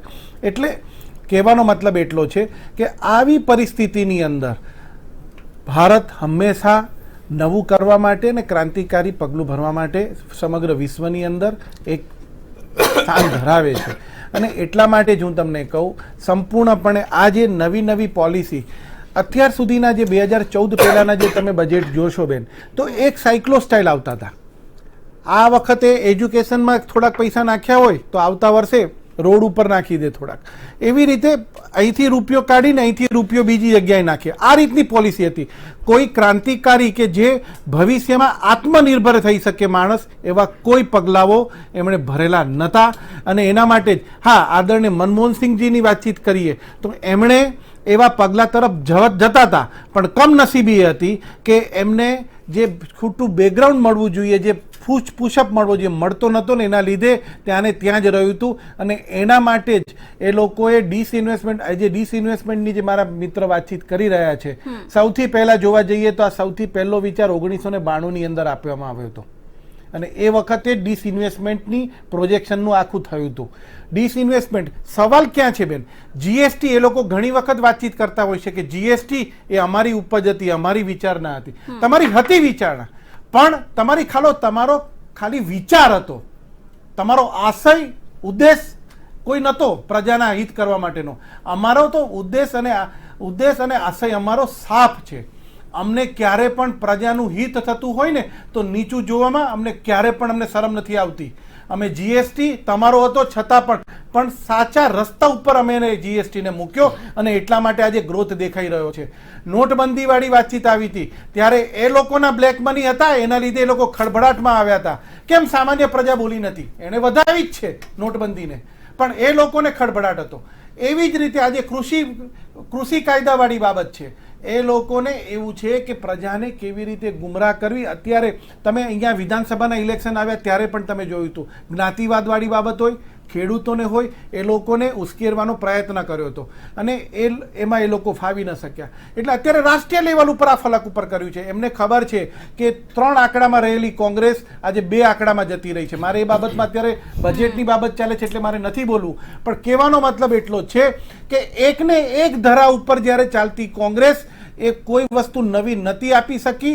આજે જ્યારે ભારતીય જનતા પાર્ટી નવી યોજનાઓ નવી આશાઓ સાથે નવું બજેટ આપી રહી છે ત્યારે એ લોકોને ખબર જ નથી પડતી કે ભવિષ્યમાં શું થશે. ધારો કે સીએની બાબત આવી તો ત્યારે પણ એ લોકોએ અમુક જ્ઞાતિઓને એવી રીતે ભડકાવવામાં આવી કે ભવિષ્યની અંદર આ વસ્તુ થશે. આજે કૃષિ કાયદાની પણ બાબત આવે છે તો ભવિષ્યમાં આ થશે એવું રીતે બતાવે છે. આજે આ બજેટની જે વાતચીત આવી છે જ્યારે ભારતીય જનતા પાર્ટી ભવિષ્યની વાતચીત કરે છે ત્યારે આજની વાતચીત કરે છે. તો કહેવાનો મતલબ એટલો છે કે કઈ વિચારધારા સાથે એ લોકો આગળ વધી રહ્યા છે કંઈ ખબર પડતી નથી. માત્ર ને માત્ર અને ભારતીય જનતા પાર્ટીએ અને એનડીએની સરકારે જે સંકલ્પ કર્યો છે 5 ટ્રિલિયન વાળો એ સંપૂર્ણપણે જે સમય અને લક્ષ્ય નક્કી કર્યું છે એ વખતે પૂર્ણ થઈ જશે. એમાં કોઈ શંકાને સ્થાન નથી. એટલે ઈમાનભાઈ હવે આરોપ એવા લાગ્યા છે વિરોધ પક્ષમાં છો એટલે વિરોધ જ કરો છો ક્યારેય કોઈ નિર્ણયને આવકારતા નથી. ચલો બીજી વાત કે વન નેશન વન રેશન કાર્ડની વાત કરવામાં આવી છે. લાગી રહ્યું છે પ્રવાસી મજદૂરોને આનાથી ઘણી રાહત મળશે. જી વાતો તો બહુ કરવામાં આવી છે. પહેલા તો દીપકભાઈએ આખી વાતને બજેટની વાતને રાજકીય ચર્ચા તરફ લઈ ગયા છે. મારે બિલકુલ રાજકીય ચર્ચા તરફ જવું નથી. માત્ર બજેટને જ મારે પકડી રાખવું છે.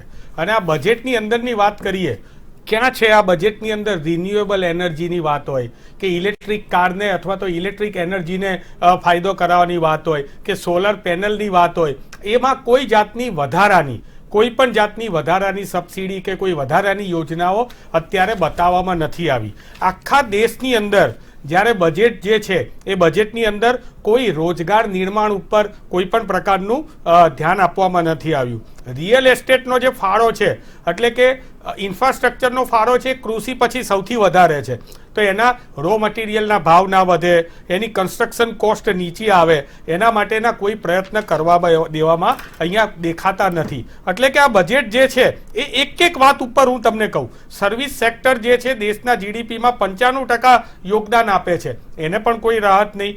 60% યોગદાન જે છે એ રોજગાર એને ઉપલબ્ધ કરાવવો જોઈએ, એમાં પણ કોઈ જાતની વાત નથી. અને $5 ટ્રિલિયન ઇકોનોમીની વાત કરવાવાળા ભારતીય જનતા પાર્ટીના મુખ્ય પ્રવક્તાને એમના ટ્રિલિયનની પાછળ કેટલા મીંડા આવે છે એ પણ નતા ખબર, એ પણ બધાને ખબર છે. અહીંયા ફરીથી એકવાર હું કહું છું કે પ્રજાજનોએ અને ખાસ કરીને પેનલિસ્ટોએ ડિફરન્ટ બિટવીન ઇકોનોમિકલ ગ્રોથ અને ઇકોનોમિકલ ડેવલપમેન્ટ આ બંનેનો ડિફરન્ટ બહુ જ સારી રીતે સમજવો જોઈએ. કોરોના કાળ દરમિયાન ખાલી માત્ર 100 ઉદ્યોગપતિઓના પોતાના નાણાંમાં 13 લાખ કરોડનો વધારો થયો. તો આ ઇકોનોમિકલ ગ્રોથમાં આવી જાય, પરંતુ સામાન્ય જનતાને એટલે મારા જેવા સામાન્ય વ્યક્તિને દેશના નાગરિકનું ડેવલપમેન્ટનું શું થયું, ઇકોનોમિકલ ડેવલપમેન્ટ શું છે, એ દેશ હંગર ઇન્ડેક્સની અંદર ક્યાં છે? તો 94 નંબર છે. બાંગ્લાદેશ પણ આપણેથી આગળ છે. દેશની 14% પોપ્યુલેશન કુપોષિત છે, દેશની અંદર મોંઘવારી છે.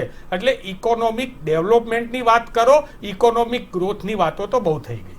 બિલકુલ. ચલો યોગેશભાઈ, આપણે હવે રિયલ્ટી સેક્ટરની પણ વાત કરી દઈએ. ડિવિડન્ડ પેમેન્ટ પર TDS નહીં લાગે, લાગી રહ્યું છે કે જે પ્રકારે રાહત આપવામાં આવી છે રિયલ્ટી સેક્ટરમાં અને લોકોનું પણ સપનું હોય છે પોતાનું ઘર, ક્યાંક સાકાર થશે?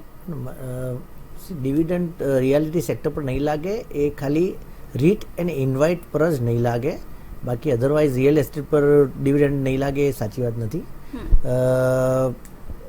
રીટ અને ઇન્વાઇટ ગવર્મેન્ટ છેલ્લા 5-1 વર્ષથી પ્રોત્સાહિત કરી રહી છે. બેઝિકલી એ ઇન્વેસ્ટમેન્ટ છે.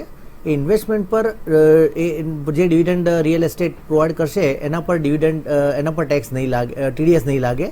આ કેટલા વખતથી આ એક ડિમાન્ડ હતી, છેલ્લા 2 વર્ષથી હતી, જેને એ લોકોએ ફૂલફિલ, મારા હિસાબે આ સારું પગલું છે. એનાથી જે ઇન્વેસ્ટમેન્ટ રીટ અને ઇન્વાઇટ થ્રુ થશે એમાં ચોક્કસ વધારો થશે. મારા એટલે હું માનું છું કે આ એક સારું પગલું છે. બિલકુલ. હેમાંગભાઈ, ખૂબ ટૂંકમાં કંઈ કહેવું છે? બસ હું એટલું જ કહીશ કે આ બજેટ જે છે એ આર્યભટ્ટના ઇન્વેન્શનને શરમાવે એવું ઝીરો બજેટ છે. બિલકુલ. તો બજેટ પર આપણે ચર્ચા કરી, બજેટ રજૂ થયું છે, હવે આવનારા દિવસોમાં એના પર અમલીકરણ કેટલું થાય છે, લોકો માટે કેટલું કારગત નીવડે છે એ જોવાનું રહેશે. આપ ત્રણેય ચર્ચામાં જોડાયા, દીપકભાઈ, હેમાંગભાઈ, યોગેશભાઈ, ત્રણેયનો ખૂબ ખૂબ આભાર. તો અત્યારે મને આપશો રજા. નમસ્કાર.